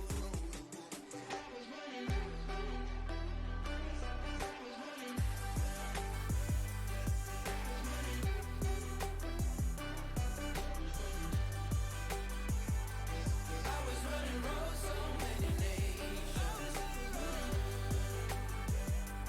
Even when it's so sweet, I end up seeing red. Is it such a ghostly revelation? I may have fucked up all my chances. Fucked up all my chances.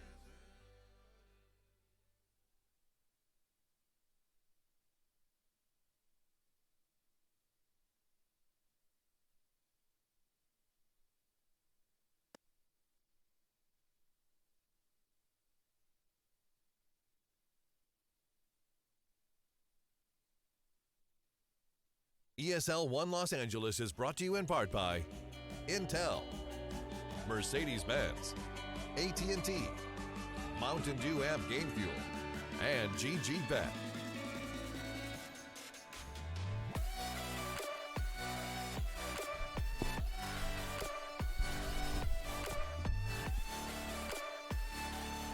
And welcome back, ladies and gentlemen. Game 3 of Boom Esports versus FNATIC. And man, after that game 1, it was looking like we might not see a game 3, but you know, some goofy picks and some very good play from Boom Esports. And guess what? We're here now. And we're here now. In a game 3. We are. And a draft. That looks exactly the same as game. That was underway. And it's no longer underway. It's gone now. Yeah. Okay, now the new draft is on. We were just kidding, guys. It's not the exact same game draft as game 2. Dazzle will remain banned. I'm okay with that. They said that special unique flavor from Ice Ice Ice, that's got that good kick. That Undying Core, that's some rotten shit you got going on there. Feel free to run that one back. Yeah, you can go ahead and do that as many times as you want. We'll keep on picking Phantom Lancer. 4th bans now. So the exact same bans from Boom Esports, yeah. They just run it down. I mean, if you like the way that the last draft went, there's always a danger to that, though. If you fall along that line of logic too far. Yeah. Which you mean is redrafting that the you give FNATIC the opportunity to correct. Yeah. See, first pick after this ban. Anything just crazy stand out? We still have the Earthshaker. We have the Rubik. Obviously, the Knicks got banned out this game. Seems pretty much whatever you want, right? Just some support. Yeah, I was trying to think. There's a hero in the China finals that I keep on seeing, and I was wondering, like, why don't we see more of this hero? You just forget what it is? Elsewhere, and yeah, I was gonna bring it up, and I totally forgot. BSJ. DK. Okay. Dragonite. That's what it was. Wasn't there like a safe lane DK? Yeah, they did. I mean, LGD has an identity crisis right now, so they're running DK in like all 3 lanes. But in general, we had a meta not too long ago where people are experimenting with offlane DK. Yeah. Right. And it's been successful in mid. And if you like the concept of Death Prophet in this meta, why not Death Prophet Light? Why not melee Death Prophet, Brian? Well, my experience was if you pick DK in the off lane and the carry hasn't picked yet, you get Monkey King, Ursa, or Razor, and your game's over. Okay. But you can just draft it. Maybe you run it mid. Maybe you run it off lane. If you're LGD, maybe you run it safe lane. I just think there's a lot of heroes in the game that remove DK as opposed to Death Prophet. Okay. There's a lot of supports that can be quite obnoxious for DK. I think he has to have a better game than Death Prophet to do his job the same way. I think the hero is better than we're seeing here. I think for people at home wondering, he used to be 200, I think 85 base movement speed, maybe 290. Now he's 310. He's fast. Like, he's actually a pretty fast hero now. I don't think I've ever thought of DK as a fast hero. And now he's and chugging. now he's top. He's above the 50 percentile of these heroes. He's above the average for base movement speed. And isn't that what we're all searching for? Just to be above average. Yep. That's what my career How's that trajectory working for you, has Cap? been. Yep, you guys are Got getting me there. here. Yeah, that's true. Yep, you guys are killing it. But let's discuss, because I think all 3 of our faces kind of gave that stank face when we saw the Mars first overall pick. That stank face. And I mean, we saw it game 1. Obviously, I don't think it's a terrible hero, but to overall first pick it, I said it's going to be, they're going to pick 3 cores, maybe just 2 that are really hard to spear and also probably get out of your ultimate with their abilities, no items. Yeah. So already we're seeing Void Spirit. Obviously this isn't a core, but when I think of Earthshaker, I was thinking Morphling already before this Shaker.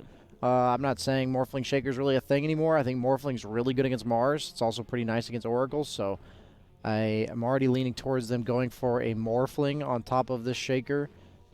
Pretty much every hero that can get out of Mars ulti and poses some sort of threat to him with either like mana burn type abilities or magic damage like Morph is the type of core I like to pick against Mars. And Mars is a hero that either kills them in his burst or misses the spear and is completely useless. That's what I think we were mainly emphasizing from the first game today, and why we didn't like the early pick of Mars in the draft. Same reason why you hate the saves, right? It's like if you're going to be entirely combo-based, somebody who can disrupt that is going to kill your entire game plan. Snapfire can save anybody out of Mars Ultimate as well. As long as they're on the same... Yep. Oh, you hop I guess over it's the wall. Z-axis, yeah. Anything in the Z-axis. That fishy Z-axis, man, that lifts them up in the air. It can be a little hard, a little tricky to get that right positioning. Have you ever seen Lion or Nyx plus Mars where the Lion Nyx stun them in the Mars spears and you spear them over the... I haven't seen that, but it's so funny, man. It's they like... have a very poor win rate together. And Do they really? Yes, we were talking about this Oh my at some God, point in I should look it up. And that's hilarious. Yeah, I was like, I don't think it's that bad we were talking about some other reason, and then the Impale thing happened. I was like, oh, that's why. I remember this now. I hate playing with that hero. Yeah, Monkey King is a hero that can't get out of Mars ulti, but he... in lane. It's like the superior arena. Yeah, I was going to say, right? if both of them are on the ground, Yeah. I think you'd rather be the Monkey King than the Mars. And good, I mean, right? 2 melee heroes already, Mars and Ember. And you have the lane matchup against Ember. So I've seen Ice Monkey King before. So I'm sure if the Ember gets rotated to the safe lane, they will be shifting this Monkey King to the offlane role. I think that wouldn't be too surprising here. You have a Void Spirit, which you're trying to avoid the Ember Spirit matchup. So I would say it's likely this is a side lane Void Spirit, unless they rotate the Ember to the side lane, in which case it's a mid lane Ember Spirit. There could be some musical chairs that Cap is having a seizure. I can't keep up with it, Brian. Going round and round too fast for me. What do you pair up here? Feels like you need your position 4. Maybe you don't. Obviously, you have this pick and then the next pick as well. Whatever one you think is more likely to get banned, you just go ahead and pick it. I mean, well, that's good, because it feels like you have okay control with Mars and Ember. Do you need some wave clear? We missing that? No, Mars and Ember do that. Okay. I was going to Phoenix, say you need some team fight. hero that doesn't die to right clicks. I couldn't even describe that. I was thinking like Necro or Veno or something. Why did they pick that? What do you mean? You picked Phoenix it's in the Snapfire. I just realized that. I thought it was. You really said good. a hero that doesn't die to right clicks. That Egg literally only dies to right clicks. I was thinking Monkey King. Yeah. I was thinking Monkey. I know Phoenix what is you're very thinking good versus Monkey King. Yeah. To be very clear. Yes. It's it very is. good versus Monkey, but I forgot about. I didn't even consider the Snapfire when. I it guess. was picked. I mean, your thought process, right? Phoenix, Goobers, what are you doing, I bro? mean, you know Snapfire is going to be at this point like a 5 probably, right? So Snapfire is she ever really going to be near the egg? She gets extra range. Near the egg. If she gets extra range, and it doesn't matter because she's tanky. If you think like, we'll just eliminate that hero and I'll be able to get it, like, no, Snapfire is strength support. Yeah. She's running around like she's Earthshaker. Did you say she's a brawny? She's a brawny. She Yes, is. she is She's a brawny. She's brawny. She's a brawny dragon. Yep. I mean, okay, let's talk about the good things about the Phoenix then. We saw it yesterday in South America. It does damage. We saw the Veil Kaya build just pretty much 1v4ing people. Are you guys that put off by the Phoenix just because of the one hero? I'm down for a 4 Mars and get this Phoenix and Ag Scepter, so it takes 12 hits to kill the egg, and that Snapfire just isn't enough anymore. What do you think, Cap? So I really don't like it because I know it's 4 position. Yeah. Right? And how do I put this? Like 4 position Phoenix is more reliant on the egg. Like it's a bigger piece of your puzzle. When you see those weird core Phoenixes, they're able to output a lot more damage with their Fire Spirits and level 15 talent, with Sun Ray. Like they're a little bit more active and durable, so they don't have to pop their egg. No. Hear me out. Yeah. If you say the Ags again. Is there a chance they pick Lone Druid? Do they pay Lone Druid on Boom? They do. I mean, they need 100% something to do. protect I the think egg. this They is an definitely do. insane Lone Druid game because first off, it protects the egg, and I thought about it with the Shadow Fiend Fear ban.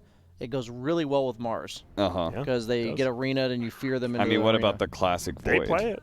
They go AM this Or they game. just go Or they completely- don't protect the egg at all. Yeah. Literally 0 protection. They have a That's a spear naked away. egg right They have there. a spear away.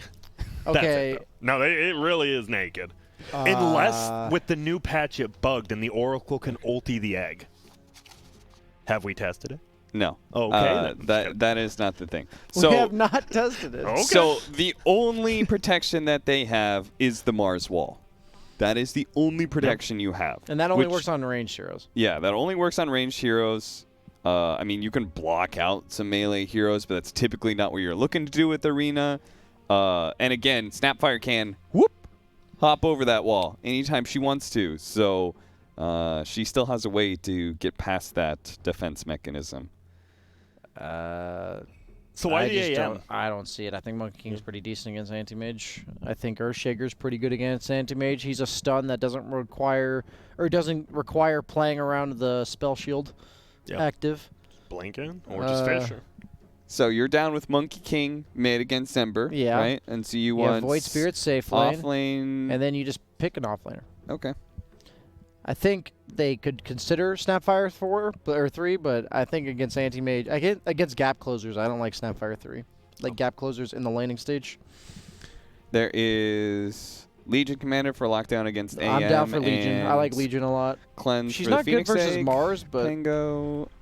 Oh, no, they do off lane Void so Spirit. No, is it off lane Void Spirit? Yeah, it's gotta You're be sure, right? We'll let you guys It is, know. yeah, it is off lane Void Ice Spirit. Void Spirit. Okay. It is a very good Slark game. His lane should be pretty solid. They might even consider aggro tri-laning and putting Void Spirit safe lane. I think that's a strong consideration. So I don't know if 23 Savage plays Void Spirit.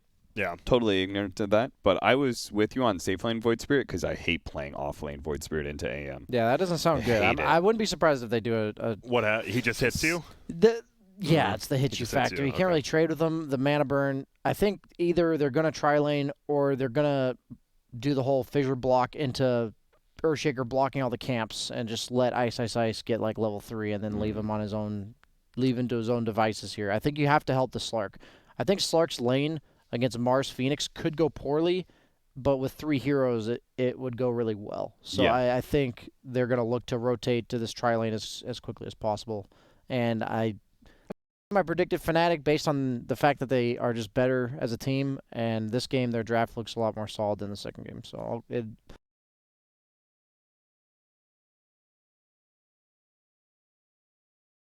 more consistent. I'll go with them again.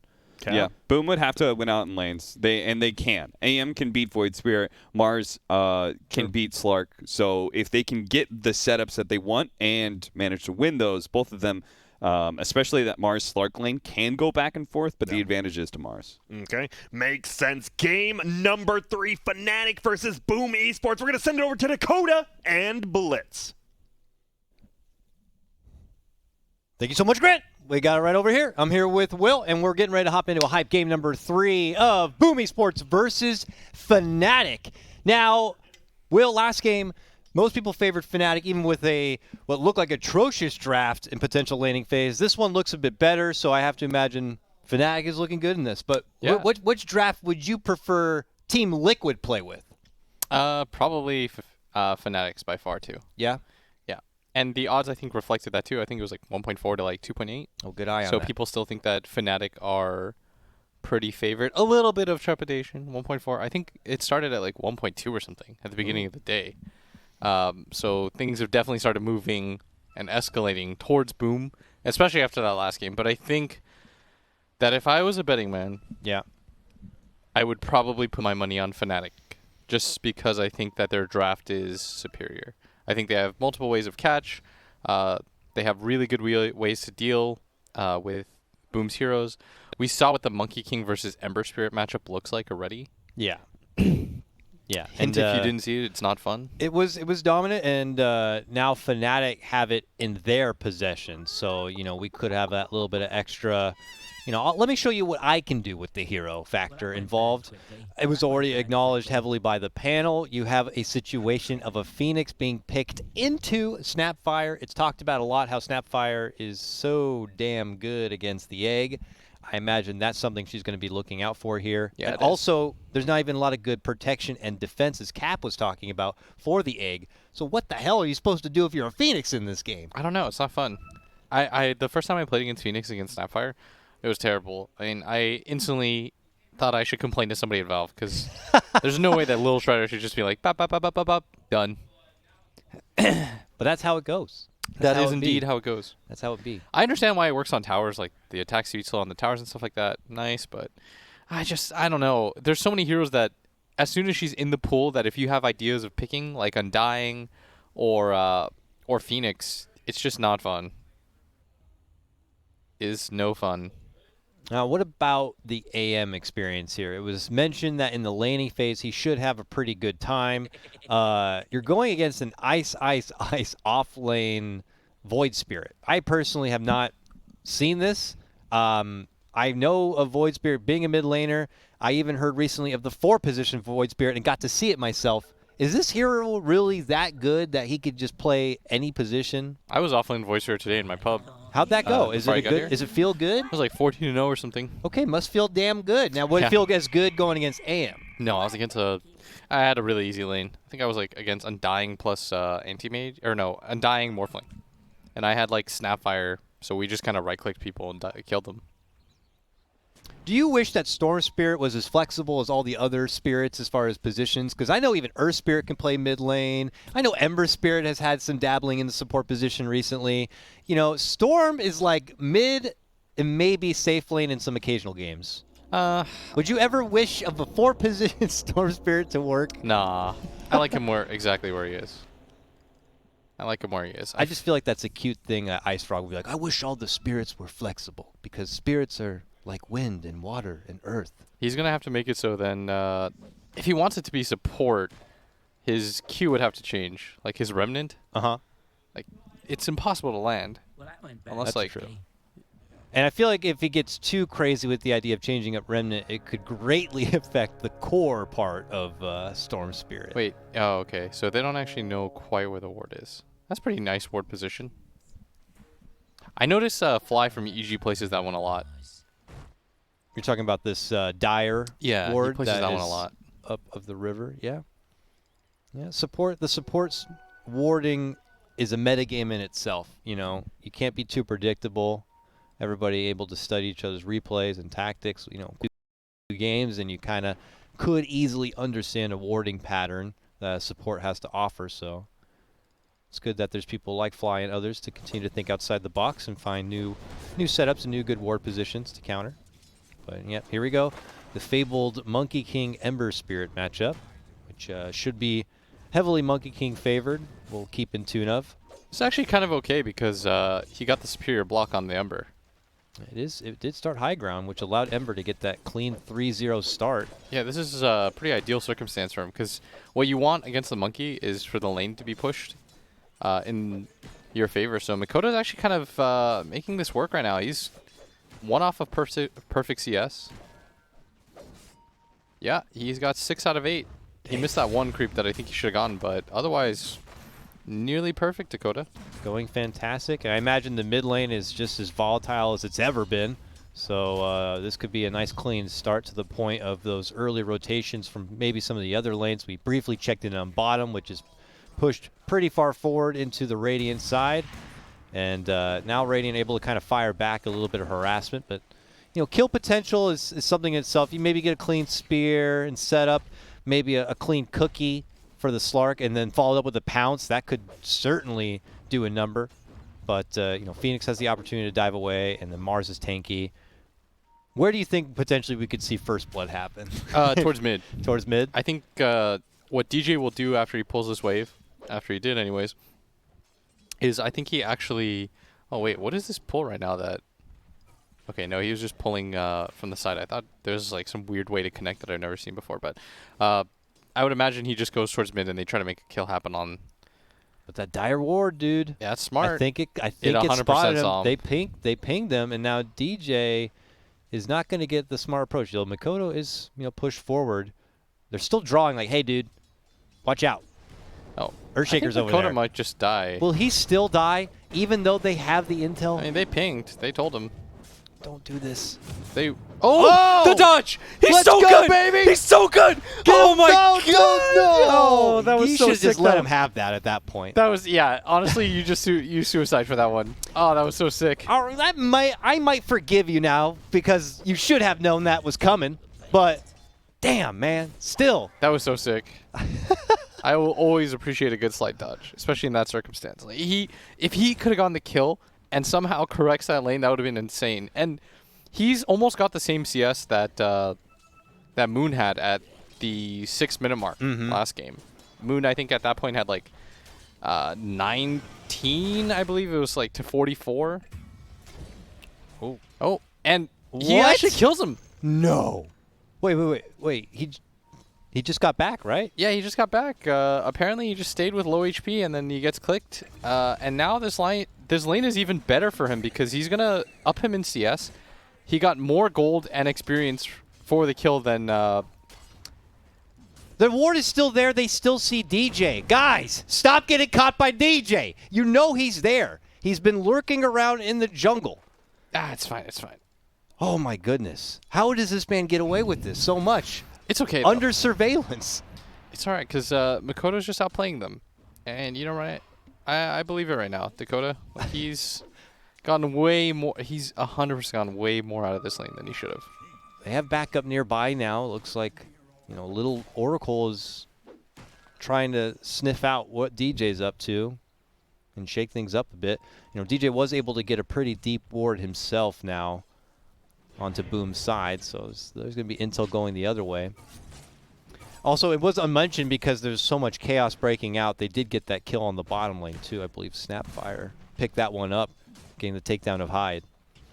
But you know, I mentioned the kill potential already between, like, Cookie and Pounce. You know, you get caught out, there's a lot of trouble. Yeah, and he's getting a little bit low, but has no real target. Was trying to get him on those, like, random crystal shard-looking things, and this might actually just be a kill on the jabs, 100%. Yep.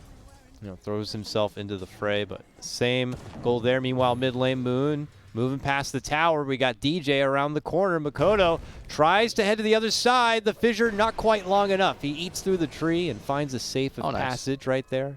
And that should be something that we should mention is that the Oracle does purge off the buff on Monkey King because it is a buff. Oh, yeah. Very true. Like that, the Darkseer factor might be a clean counter pickup for floating into the mid lane and doing such work. Okay, Moon now. Oh, he tried to slight that one again. This time Moon privy to it. Oh, Pump Makoto fakes, is probably dead here. Okay, Phoenix coming in from behind, trying to help out though. Does stop them in their tracks. Makoto and now Moon is really low. Ooh, that's a level 2. Purifying Flames, it does a lot of damage, but was not able to get the finish. Moon survives on, and now DJ's here, drops down the fissure, and they're able to trap the bird. Still, laning-wise, this is going fine for Boom. Their other two lanes are winning pretty handedly.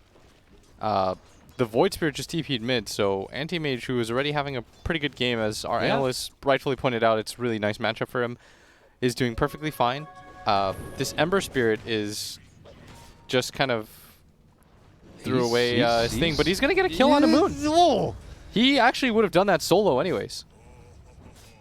And Makoto certainly making this an entertaining 1v1, even though it should be so one-sided. We saw what it looked like when Makoto had the matchup, and you thought we were just... I thought I was just going to get more of that. Yeah, and then some. I thought Moon was going to be like, let me show you how it's done. Yeah. But he's like, dude, I had such a miserable game last time. Let me show you that it is not. And instead, Makoto's like, no, I think I'm a little bit better than you. He's like, I understand the Monkey King, all right? Oh, man, that is that's not good. That is pretty massive. He would have killed him without Hyde, though. Like, Hyde being there actually just soaked XP.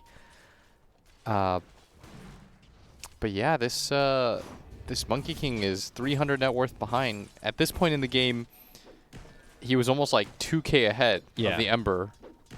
But you know who also is a big breadwinner here? Mars. That guy is neck and neck with top CS in the game. 39 and 6th.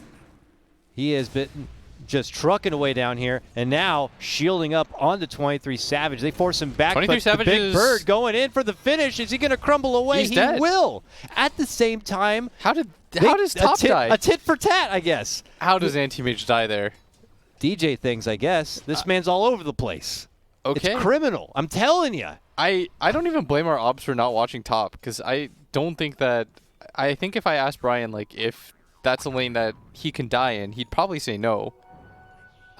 Especially when Void Spirit's not level 6 or anything like that. You can always blink out unless you're at like 100 HP, which is what he must have been. I imagine that he was not expecting a DJ snipe fissure from the outside, and it just caught him as he was about to blink out. That's what I can theorize, but we won't know until we check the tapes. On 23 Savage now top. He's going to get the pounce and not enough damage. Ice out of mana, as he should be for most of this matchup. But all three cores right now on the side of Boom, despite the kind of unexpected death at top, are still leading the way for this game, and Makoto is still having a very good game. Moves for jabs bottom lane. Arena's out.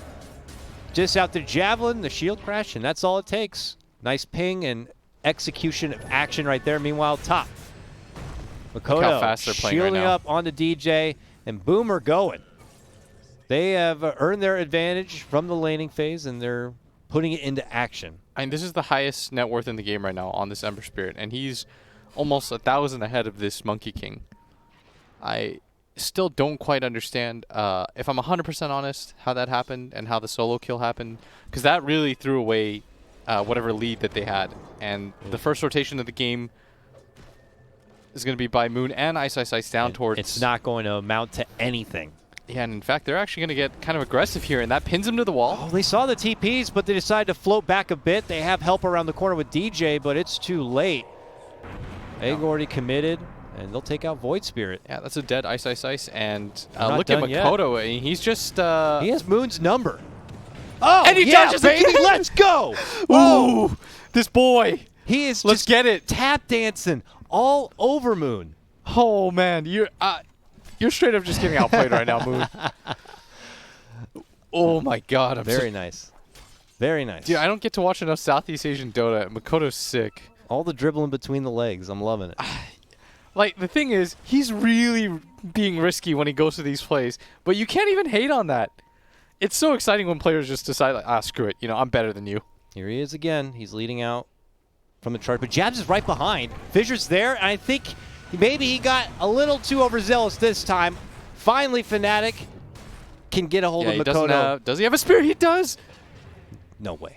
Oh, a haste rune. Oh, how my convenient. God. Oh, no. He's they got dead. the He's latch. dead. Okay. He's dead. Yeah, Ice he's Ice dead Ice now. gets him. Ice Ice Ice Yeah, gets he's him. dead. Okay, Yeah. guys, don't let him go. Oh, Don't no, let him go, no. guys. Okay, Okay. he's All right, Jabs. All right. We're all good. We're all good.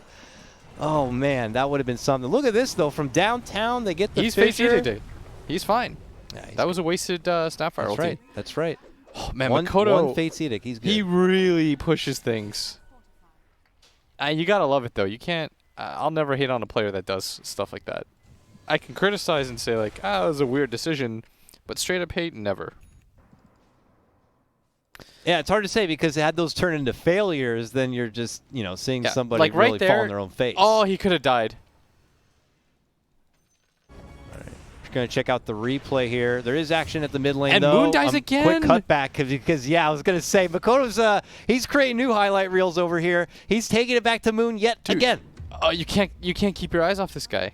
Like, every single time we hop back into the game, Moon's dead. Yeah, what is it with these young kids and their high MMRs and Ember Spirit?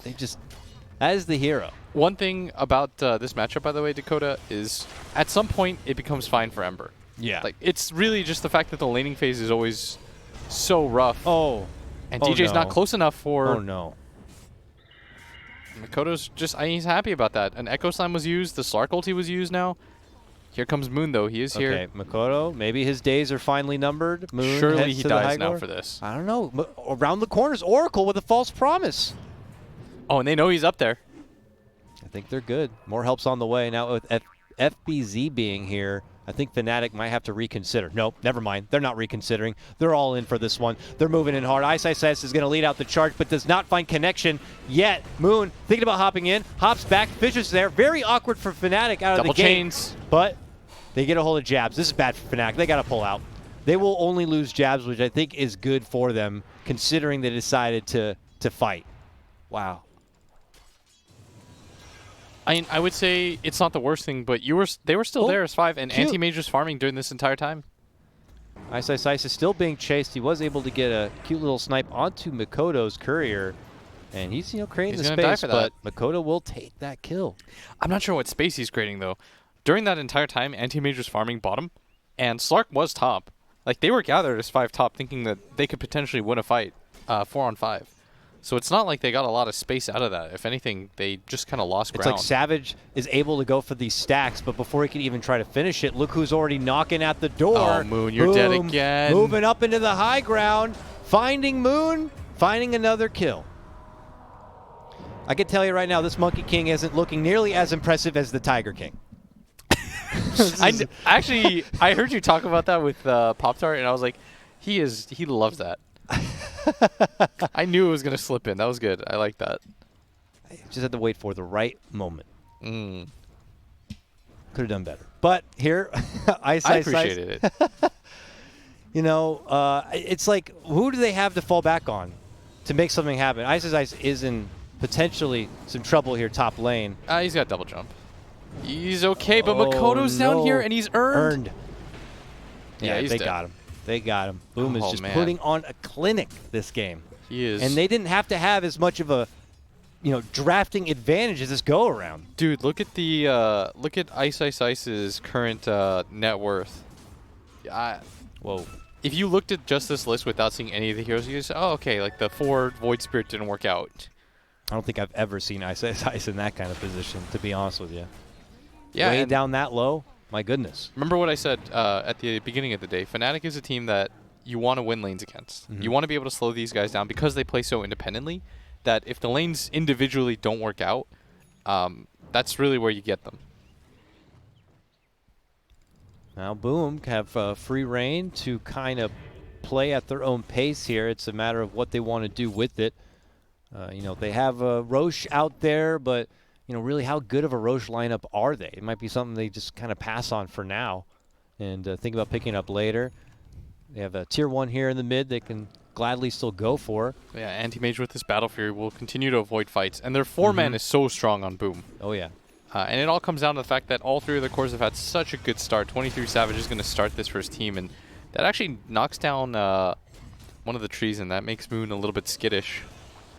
Savage loses like a huge chunk of his life bar there. And yeah, he has a Diffusal Blade now to try to flex, but he's not the tankiest and could fall into trouble real fast if not careful. But yeah, I mean, the 4-man team for Boom has been fantastic. Makoto certainly being the star of that show. And the Anti-Mage is moving upwards with this farm. FNATIC really want this kill. There they go. Can they get a catch onto the secret? They know he's right there. Piggy bank carry of the team. What can they do? Jump in immediately. The stun's all there. He is 100% dead. Yep. Oh, my lord. They commit so much. That was a hateful kill. They're trying to send a message into this game.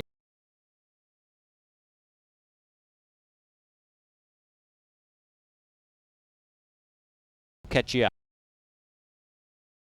Move through this mid lane, at least get the secured finish onto that tier 1. Really efficient damage. It's something that Topson began to do. They kept buffing Chrysalis as FBC barely misses. Oh. Doesn't quite get it. Would have probably been a kill, but they do get mid tower. Yeah, that's right. They it made it cheaper now, I guess. Yeah. Technically with the broadsword being cheaper. Then I think they saw everyone started getting Chrysalis about a patch ago, and then they made it more expensive again. That's how it goes. Literally every hero was getting Chrysalis. Like it cost nothing and it dealt like 40 something damage. Or 34 damage, sorry. And then it gives you the chance to crit as well. So it was way too good for what it was. And so now everyone is kind of swerved and decided to go for the Blade Mail. Yeah, I was just going to say, popular. I feel like Blade Mail should be almost filling that spot. Another item cheaper by the broadsword and was buffed with damage. It's just a little bit worse if you're not an end hero. That's fair enough. Here's Ice, Boom. Ice, Ice. Thinking about making the jump to the mid lane on Ice. He seems to be an easy target. And FBZ now dominating on his Mars. Hit on hit, and the Anti-Mage's farm is still relatively unperturbed. His team has done such a good job for him. Like Dream's game has been, it's been a dream game. Aside from the very nice 1 death at lane.